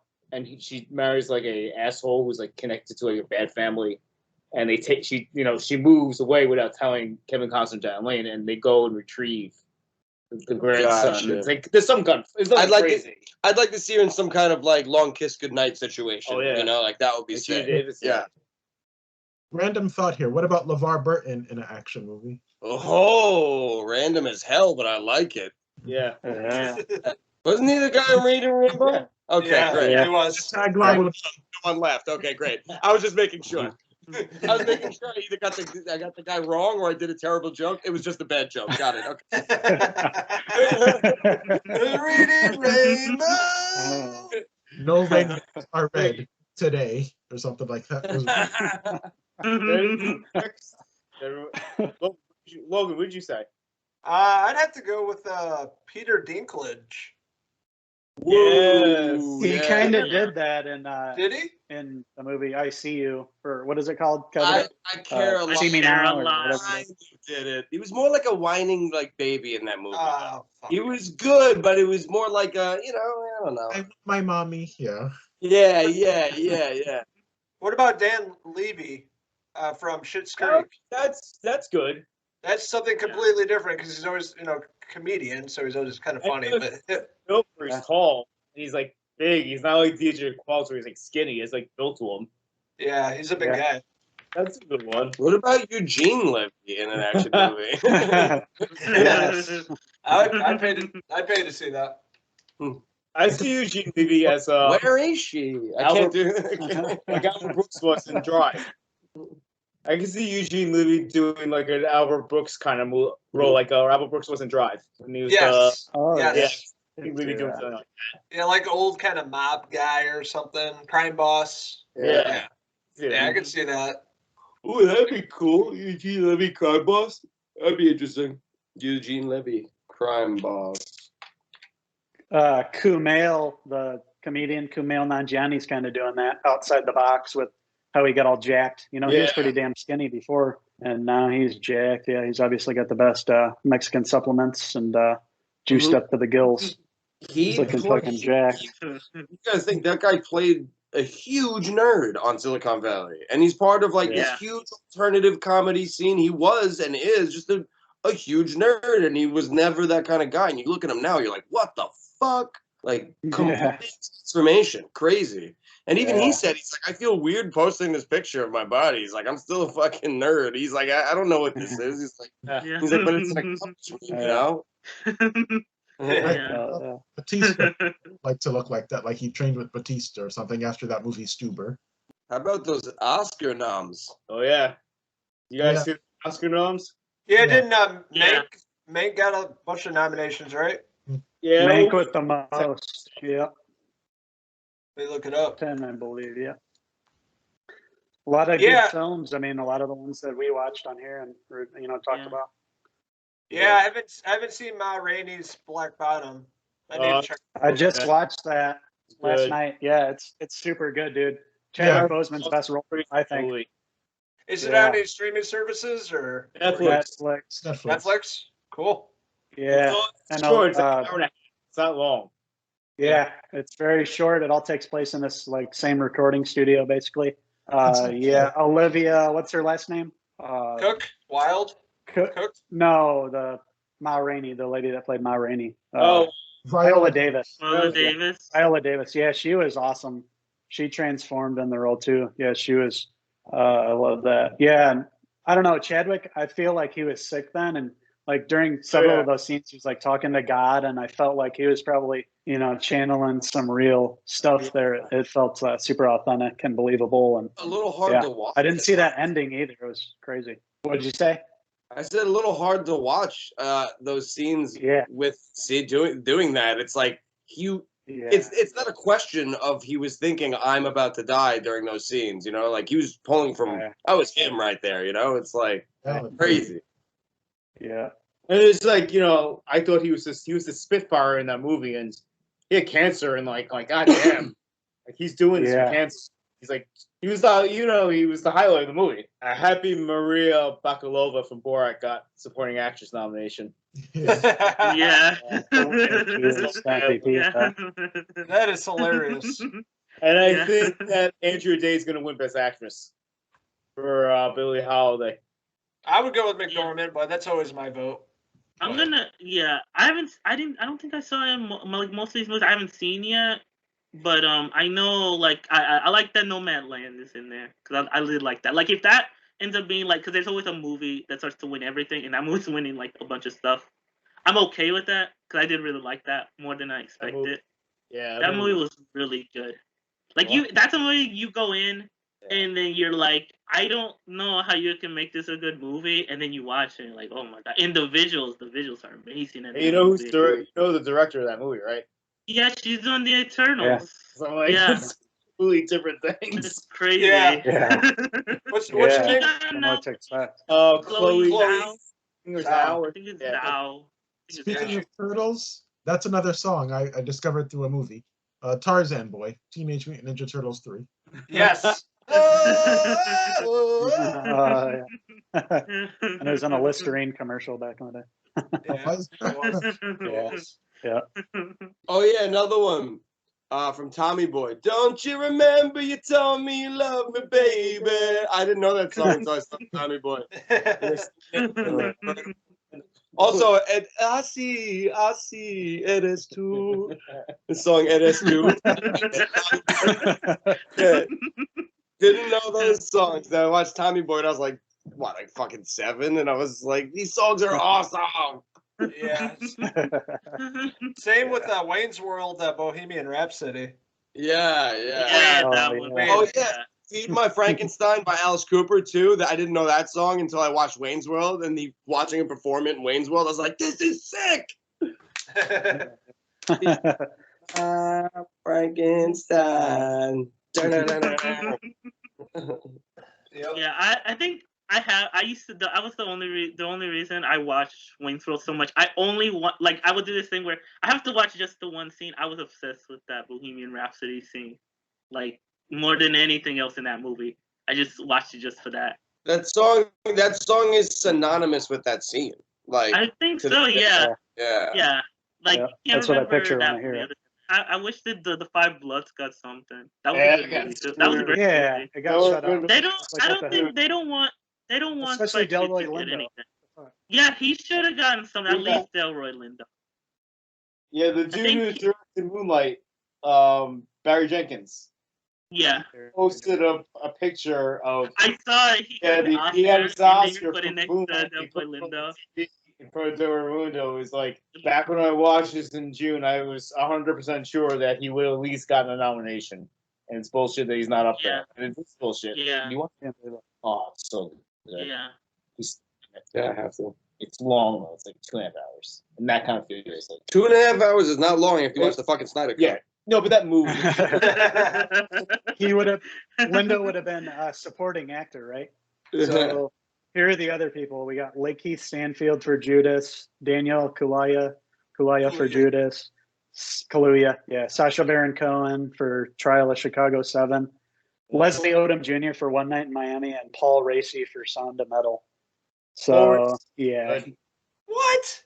I mean, Paul Raci was good, but the other guy should be there instead of him. Delroy Lindo.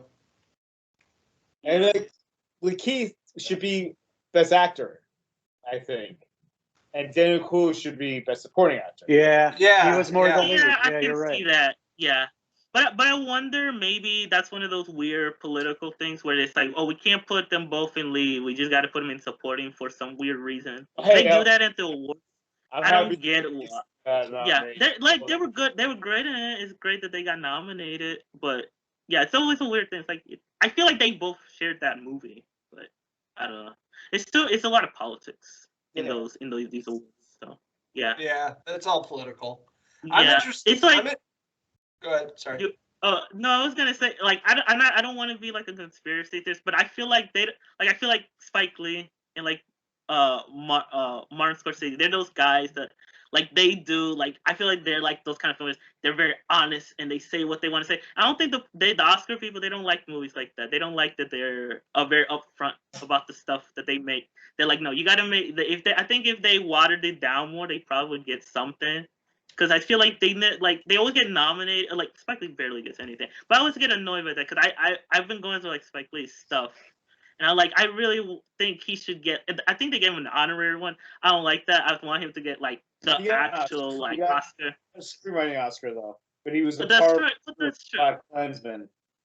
Yeah, that's right. He did get it for that. For screenwriting, that movie I like, but I want him to get a directing Oscar too. But I feel like they don't. I feel like he's too radical for the Oscar group. They're probably like, oh, we can't give him to him because he's too crazy. He's saying things that people shouldn't be putting in a movie. Do you remember? He needs to make.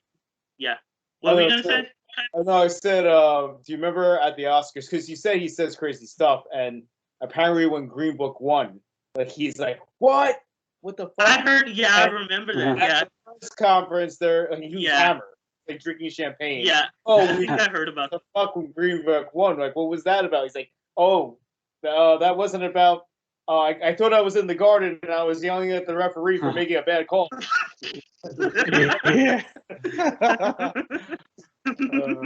Like my mom and I, for some reason, we'll talk about like Oscars for some reason. Like my mom has like a big crush on Bradley Cooper.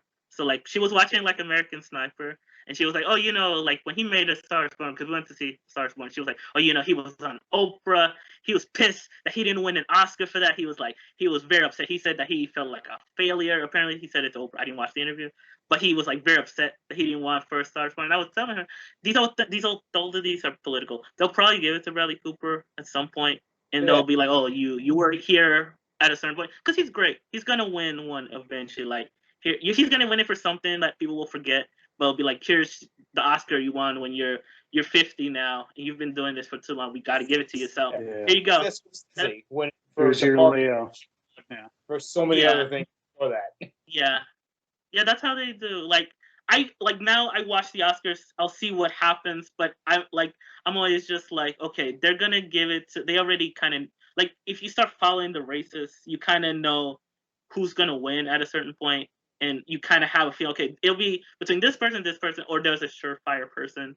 And like now I'm just like, it's political, I know, but sometimes it's good when somebody wins, and then sometimes I'm like, okay, I'm still mad that Denzel didn't get it for Fences. I'm very mad about that one. I didn't like that. Because Casey Affleck won that year.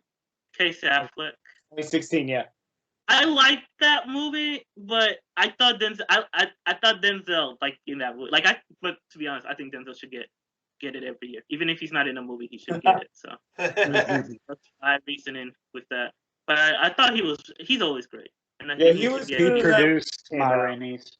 Ma Rainey, that's right. Yeah, I heard about that. He produced Ma Rainey. Yeah. Have you guys seen Minari, or however you pronounce it, Stephen Yeun?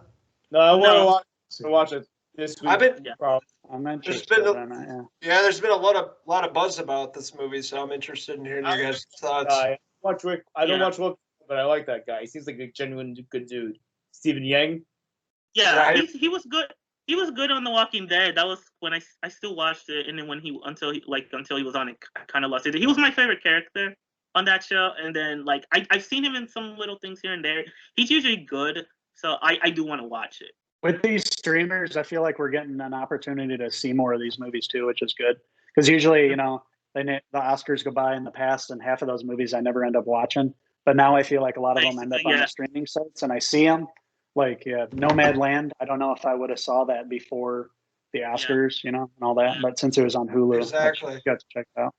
Especially where you live, you don't get a lot of those independent films, smaller. Limited market. Yeah. I'm looking here at the other nomination. Animated feature, that's cool. Onward and Soul, those are badass movies. I'd be happy with one of those for sure. Cinematography, definitely Nomadland for sure. Nomadland. Yeah. That was a beautiful movie. Either that or Snyder Cut, one of those guys.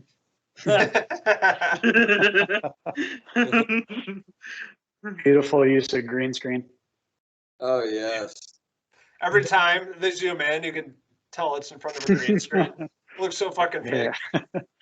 Yeah. Oh, I've been going through a lot of stuff. I finished, because I hadn't seen it when it came out, but I finished Mr. Robot because it was on Amazon Prime. Nice. So I watched that. I love that show. It's one of those shows I like how it's just 4 seasons. They did what the story, how far they could take with the story, and then they finish what they could do. And it like, because the first season you're like, oh, they're gonna take these people, they're gonna hack, and they're gonna take down the evil company. And then it's not just that. Then it's like, oh well, it's not just that. It's like, oh well, we got to deal with the Chinese, and the Chinese are like going everywhere. Because there's like a whole thing on that show where it's like we have to get the Chinese hackers to work with us, and then the thing it turns out is, oh no, they're killing people because they have to cover up. And I like his cover-ups and there's all this stuff. I like these kind of shows where all the pieces come together, and it's just like, and everything that happens matters by the end of it. So even if people say season 2 doesn't work, I think you have to watch season 2 because it's slow, but it makes it worth it because it's like, oh my god, everything that happened in season 2 comes together so good. And Rami Malek, he's really great on that show. Like, that's a role where, like, he can't, like, now you see him in some of these movies, I don't think that role worked for him. That's a perfect example of, like, a show where you put somebody in a specific role, they can do that role. So he has such a specific thing to how he talks and how he does things, where it's like, it fits so well that when it goes to movies, it doesn't translate as good. And it's just like, and I related to it like on a personal thing, because sometimes I don't like people, sometimes just in general. I don't like people sometimes. I don't like talking to people. I'm a shy person. I'm talking now because I like this is what we're passionate about. But like in general, I don't like dealing with people, but I like how at the end there's like a point where he's talking to BD Wong, and BD Wong's like a transgender woman and in this show, and she's like, I want to destroy humanity. I want to blow up everything. And then Rami Malek is like, well, I don't want to spoil too much. I'm kind of getting into spoilers, but I want to say too much about that. There's a whole thing where he has to be like, well, I don't like people either, but basically, you know, you have to work with the people that you do, because there are people who care about you. And that's kind of the heart of the show to me, which is like, you have to care about something, and you have to kind of basically, like, even if you're passionate about things, it's sometimes cool to care about people and to sometimes care about humanity. And even if you're passionate about something, there's people out there that are going to care for you and that you're going to help along the way. And sometimes don't just put all your passion into hacking and stuff, because your passions sometimes get you into trouble. They get you into all these crazy things. And, like, that's what I love about Mr. Robot. I wanted to do a whole review. I was going to write a review. I didn't feel like it because it was during the snowstorm. But I really love that show, like, as a whole. And I'm not like a big, I guess, well, I do like Queen a lot. I have some of their CDs, but I'm not like a big, I guess, music buff when it comes to Queen and the history behind Queen. But that movie kind of lies. Like that stadium, when they're playing that big concert at the end. Yeah. Didn't that happen like 2 years before he was announced with having STDs or whatever? HIV? Yeah. Yeah. I think it was. It was about 2 years. I think so. So the movie lied, pretty much. Yeah. Yeah. Yeah, it did. Yeah. That was so, but that was everybody. That's the thing. That's how you can tell that movie wasn't good, because that was the thing. Oh my god, it was so close to the real Live Aid performance. I'm not watching a movie to watch the thing look like a real thing. I want to watch. I could have just watched YouTube for that. That was the only thing everyone had to say about it. Like, they recreated it so well. I'm like, that's not the point of the movie. I was like, yeah, any filmmaker do that. Yeah, I could have done it. Anybody can do it. Like, I thought that movie, that was, and I was like, is Rami Malek a good actor? He got an Oscar, but I was like, that, like, the more I think about it, that was an SNL sketch to me. Like, him with the team, he was very exaggerated to me, the way he did that performance. Like, and that really showed, like, watching Mr. Robot, you're like, okay, he's very limited to certain things. Yeah. Like, the same year as Rocket Man, and I thought Rocket Man was better. Yeah, I haven't seen that yet. I would like to see it, though. It wasn't even. I didn't even really like Rocket Man. Rocket Man was way better. Mm-hmm. Yeah. Oh, and I'm watching. It's a show on FX. I really love it. I want to talk about it. There's a show called Snowfall. Have you guys heard of Snowfall? Oh, I've heard someone. I've heard of it. It's a John Singleton did it. That was what he did before he died. He worked on it. A lot of cocaine, right? Yeah, it's about the crack, like how crack started to become a thing in the 80s. And it's like dealing it's actually dealing a lot with like the Iran-Contra stuff that happened in the 80s too, because basically they were giving weapons to the Nicaraguans, and then the Nicaraguans were making cocaine. They were selling it back to the Americans, and it's kind of like that movie Traffic. So like they're focusing on the main CIA guy who's basically heading the whole like mission to like get all these weapons and get the cocaine and the money from the cocaine to back to Nicaragua and stuff for the Sandinistas. And it's dealing with the CIA agent. It deals with like the Mexican cartel that actually makes the cocaine, and then like that actually helps like in distributing it. And then there's also there's the main one, the one that I actually like the most. There's the stuff in South Central, because that's the stuff that feels the most like John Singleton. Like it feels kind of Boys in the Hoodish to me. Absolutely. And like that stuff is really good, because like the main guy, he's like a drug dealer. This guy Franklin, like that's the best part of the show, because he's like the main drug dealer, but like the way it comes across, it's not just I'm evil. And like I like that this show kind of shows it's not just these people are bad because of this. It's just kind of everybody just kind of all in trouble because the American government got everybody in all kind of mess. Like it's kind of very much that, because the main guy's like, I just want to get rich. The Franklin, the guy in South Central, he's just like, I want to make all kind of money. I want to get rich overnight. But he just also hates the situation, because it's a show that's very much about how it touches like on police brutality, and like touches on like how, South Central, like specifically where he is, he's like, I don't have the things that I want to get. I can't go to the best. Like there's a whole thing how he dropped out of school because he kind of couldn't afford it. There's a whole thing with that.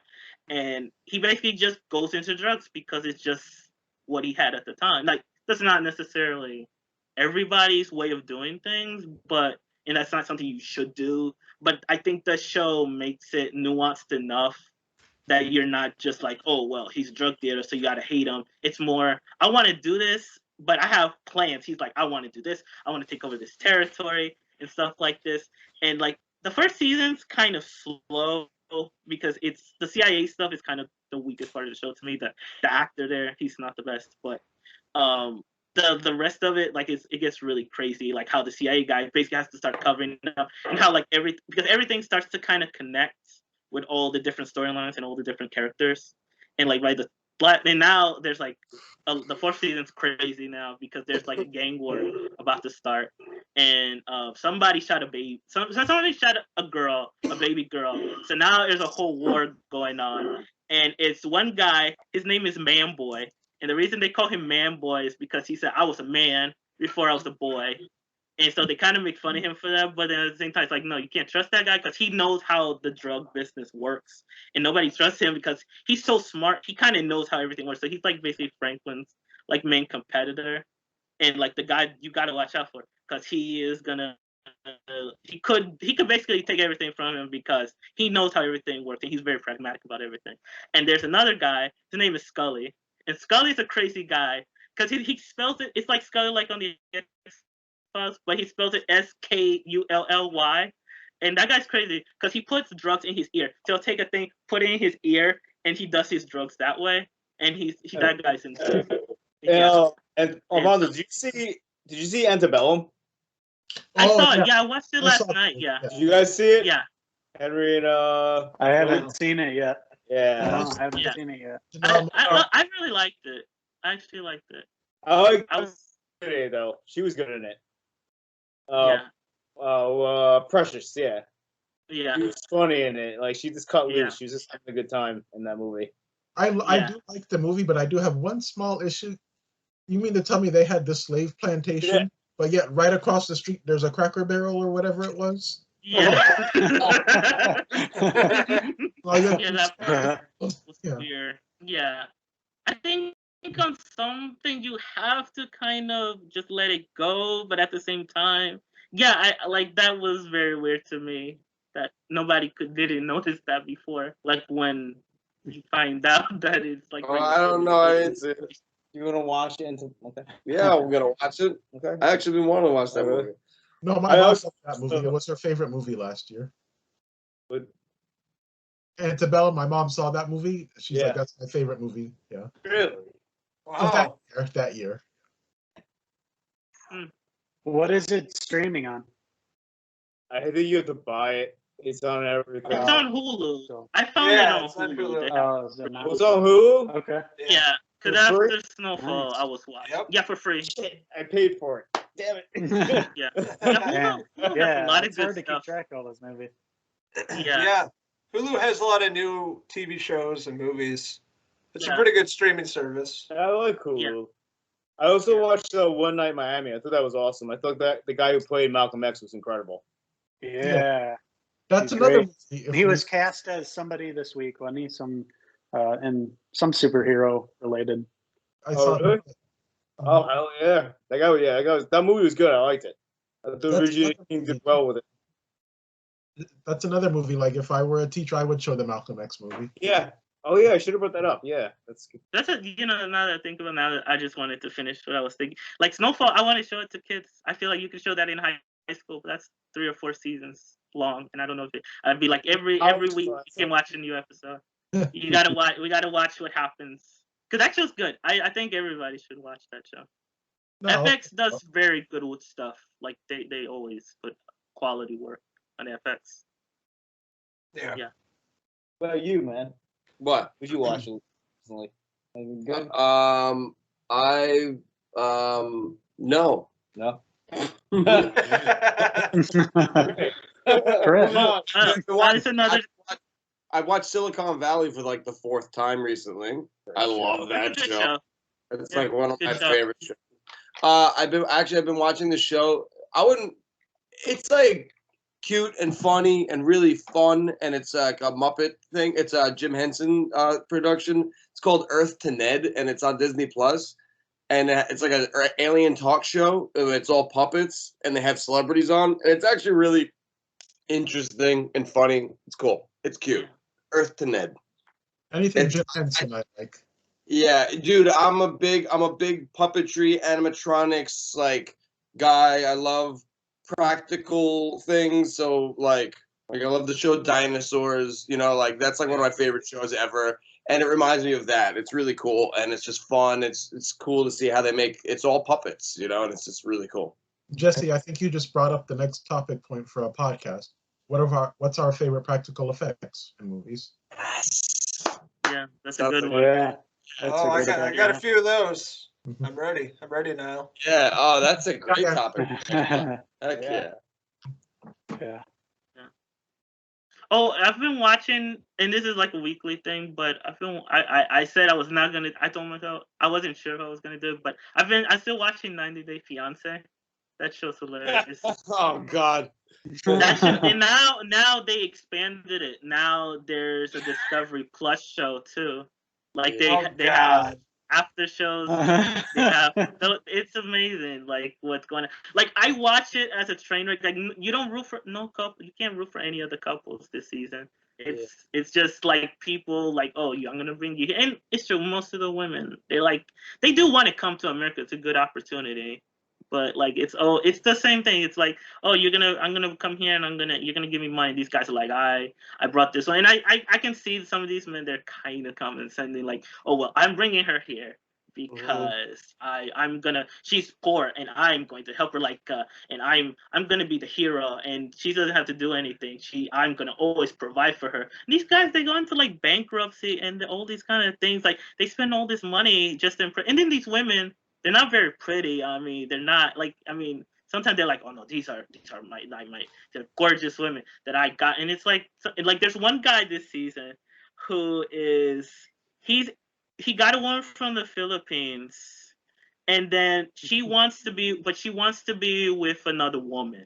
So he's gonna bring her here, but she's already here. But the first priority she wants is, I want another woman in the relationship. That's all they talk about. I want another woman in the relationship, and that's the whole mess. And so we got to interview women. We're gonna find women online, and I have to see what women she approves of, and I have to see what's going on. There was another guy this season. He got a woman from the Ukraine, and this woman was very excited because she was like, they had gotten engaged on another season, and then it broke off, and then she was waiting for her ring, and then at the last minute, he was like, we're gonna get engaged again, and then at the last minute, they're like, we're not gonna get married after all. He broke it off, And like it's a lot of mess like that. There's a 50-year-old woman this season too, and she's like, I met this guy in Belize, and we're gonna be together. And then that didn't work. But now she's like, oh, you know what? I slept with his cousin, so now I'm gonna be with the cousin, and now we're gonna be together. So it's that kind of stuff that happens every season. Like I feel like the first few seasons actually did seem like a genuine experiment to look at, where it was actually people in love. Now it's just a lot of soap opera stuff. Like I watch it for that. Like I don't know. It is what it is. Who else watched anything new? I've been watching Servant on Apple TV Plus. Watched the first season of that. I think it's produced by M. Night Shyamalan. Yeah, I was about to ask. Yeah, Lauren Ambrose, Toby Kebbell. It's really good. Eerie, spooky show, weird show. I don't want to say too much about it. Yeah. Or spoiling anything, but it's damn good. I'm gonna start season 2 this weekend or tonight. I also checked out Cherry, Tom Holland new flick. Awesome. Still haven't seen it. Me and Uncle Henry reviewed it. Had a really great time with it. Yeah, we both dug it. Yeah, it's super good. Tom Holland kills it. Yeah, Great performance. he deserved a Oscar nomination for that movie. He was excellent. Wow. Yeah, he's damn good. You guys need to watch it for sure. Give it a chance. Didn't I don't Didn't know he start anything as like about a the movie. stunt I man never on seen the Instagram? trailers. Yes. What's that? Sorry, didn't he start off as like a stuntman on Instagram? Tom Holland. He sent he used to do What? like Oh, he sends videos of him doing Yeah. Spider-Man stuff. Yeah. All right, never mind. Okay, Yeah. never mind. He was a childhood actor. He still Yeah. is failed. Oh, really? No, I was saying I don't know anything about Cherry. I haven't seen any trailers for it. I know what it's about. Just know Tom Holland is in a subway at one scene, and that's it. Yeah, just imagine Spider-Man being a heroin addict. Oh, that sounds awesome. I'm gonna watch that right now. And you see him hit rock bottom. Yeah, it's good. He's really good in it. Logan, you have Yeah. Apple. What? I said you have Apple, the streaming service. I just got the trial for a week. I don't have it anymore.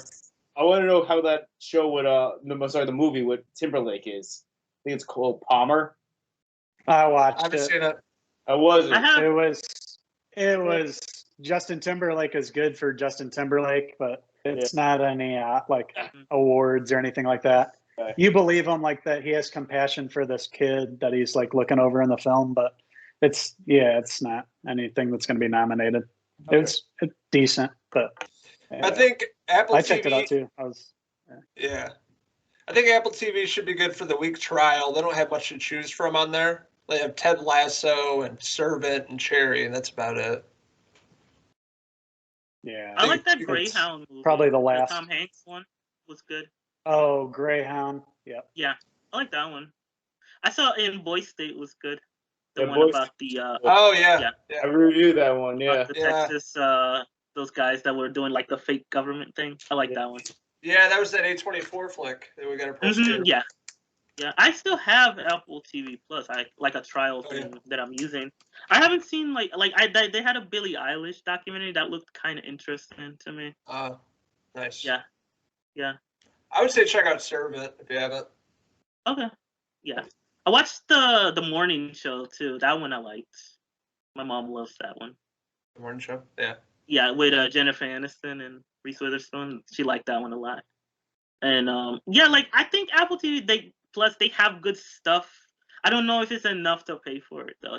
They need to either like in a way it's good that they have just their own stuff, but at the same time it'd be good if they had they curated stuff from some studio I heard Sony wanted to I wouldn't mind if they were Sony had stuff on there or somebody they need to have something to separate themselves from the other services. Yeah. But they're still getting started, so I don't know. Hopefully I mean, hope it goes somewhere. I mean, they seem like they had good stuff on there so far that I've seen. So, Do you guys want to hear a Reese Witherspoon joke? I love this. yeah. Let's hear it. Yeah. Go. How does Reese eat her ice cream? The spoon. With her spoon.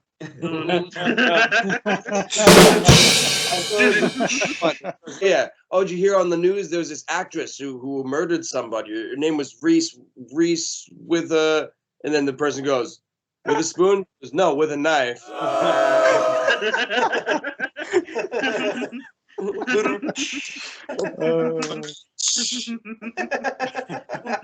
I love dad jokes. Oh shit. Oh yeah. Oh, real quick. Speaking of dad jokes, real quick one. I met a girl blind date the other night. I was like, when I met her meeting her at a bookstore, and I'm pretty sure I ruined the date before I even met her. I go, all right, I'm on my way into the bookstore. What are you wearing? She goes, I'm wearing a camouflage jacket. I go, great, so you're virtually invisible. And she didn't laugh. And I was like, great, it's over. Yeah, you know, it wasn't gonna be good. I was like, so where am I going to find you? And she didn't get it. I was like, oh God, Jesse, what'd you do? Oh man. Godzilla versus King Kong. That's out what, next week? Yep. 25th. 2 weeks.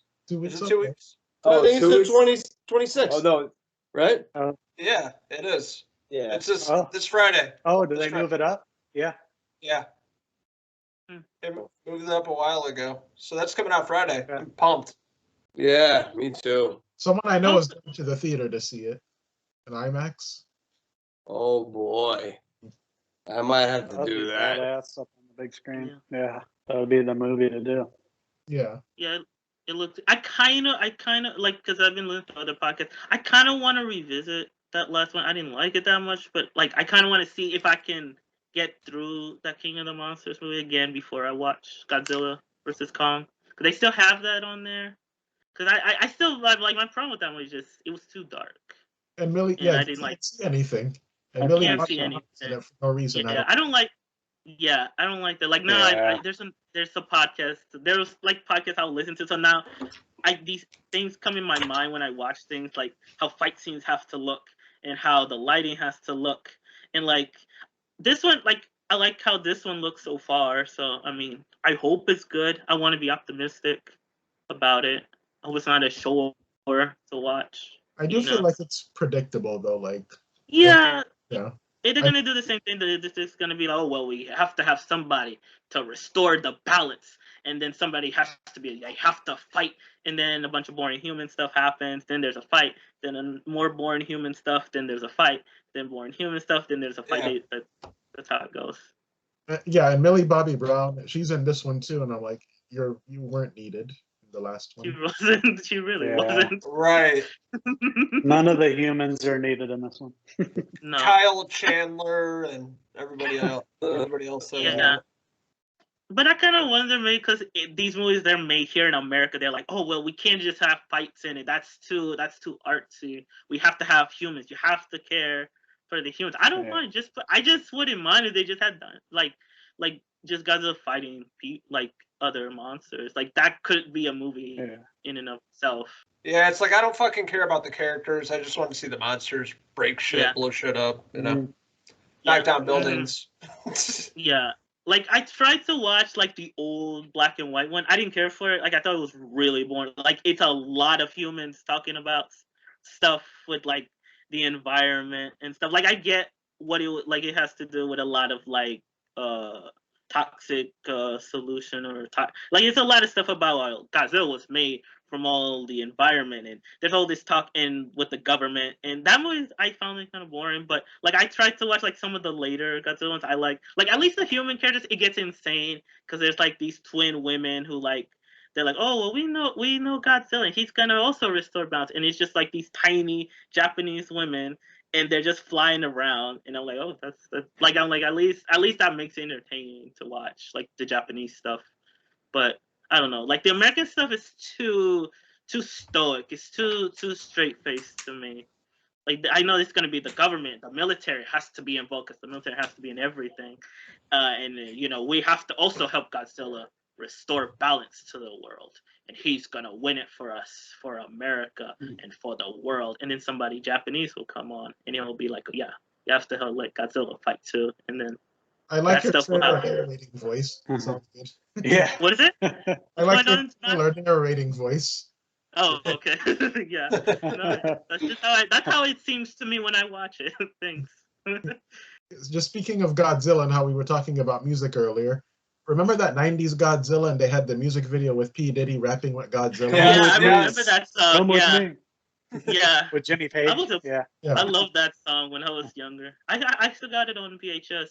I think in it doesn't have the music video, but it like has get the soundtrack now with P Diddy featuring Like Jimmy this, Page. like, Godzilla. Yeah, Come with me. I love that song. That P Diddy Jimmy Page mashup when I was in like 5th grade. Fire. Yeah.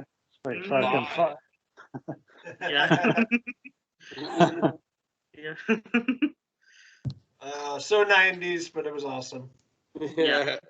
I swear, if Yeah. P Diddy has a rap off with Kong or Godzilla, I'm happy. Yeah. Best cameo ever. What else you guys watching? Oh, I started another thing because I'm always talking about Denzel. I started watching on Hulu. They have Saint Elsewhere, the 80s show.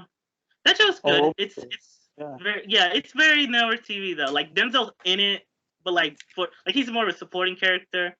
Like it's like Howie Mandel gets more to do on that show than Denzel does, and it's like Ed Begley Jr., Mr. Feeney from Boy Meets World is in it too. But it's like just general like case of the week medical stuff going on. Like, we gotta, and it's like very realistic, like very 80s TV. Like it's the kind of show like I like it. I don't think you can binge it like you can modern TV, and that's what I'm starting to realize with 80s shows. Sometimes it's like it's very much they do the thing every week, and it's kind of the same thing. But Denzel's good in it. I'm watching it for Denzel, so like he's good. Everybody's good. It's very well written for the show it is, but you can like it's the kind of show you watch and you can see how like now everything we binge is like so specific. Like we have a story that we put together, and you are compelled by the story. This is more just the characters doing stuff, and like it's good. It's entertaining. I like it. Speaking of the 80s, I want to see the return of neon movie theaters. There's neon lights everywhere. Yeah. Mm-hmm. Yeah. Oh, yeah. Me too. Yeah. I'd be all about that. Mm-hmm. Yeah. I would live there. 100%. What about you, Henry? Just what I've been watching. I revisited a couple Tarantino films like that I watched way back when, but kind of didn't like remember or like appreciate as much.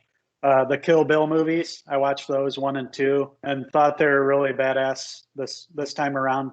I kind of got more out of them with the whole watching them back to back with the whole story was really cool. There's some really badass scenes in there. Classic Tarantino, just off the wall shit going crazy with Daryl Hannah with the eye patch, and she plucks out the other fucking eyeball, and you see the eyeball like squiggling around on the floor.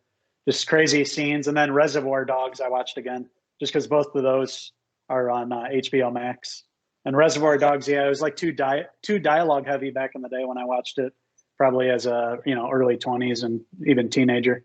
But yeah, super good, awesome. Yeah, seeing all those guys all young. Yeah. I was obsessed with Reservoir Dogs when I was younger though. Like I used to love to do it. Like there was a time I used to like at the beginning I used to do the slow walk.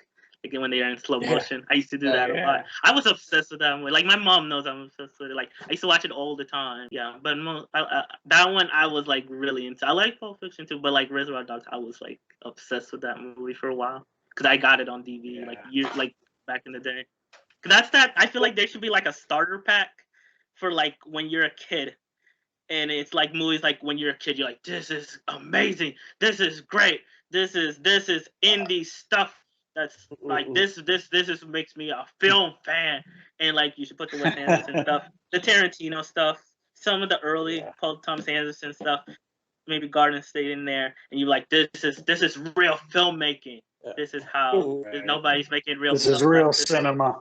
Real cinema. Yeah, I used to be like that. I used to be like, all these people, they're watching all these big blockbusters. No, I don't like that. They should watch real movies like Rushmore. Yeah. And I'm like, like now I'm past that. Like I don't really care. I watch anything. But back then I was like indie stuff. Because back then indie stuff was like crazy. Like now there's so much in different things. But like in the 90s was crazy for that. Where it was like everybody had like a thing where it looked cool. It was just cool.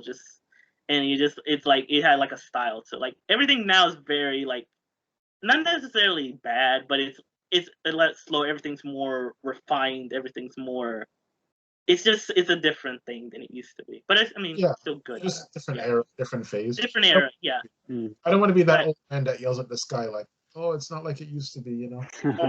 Yeah.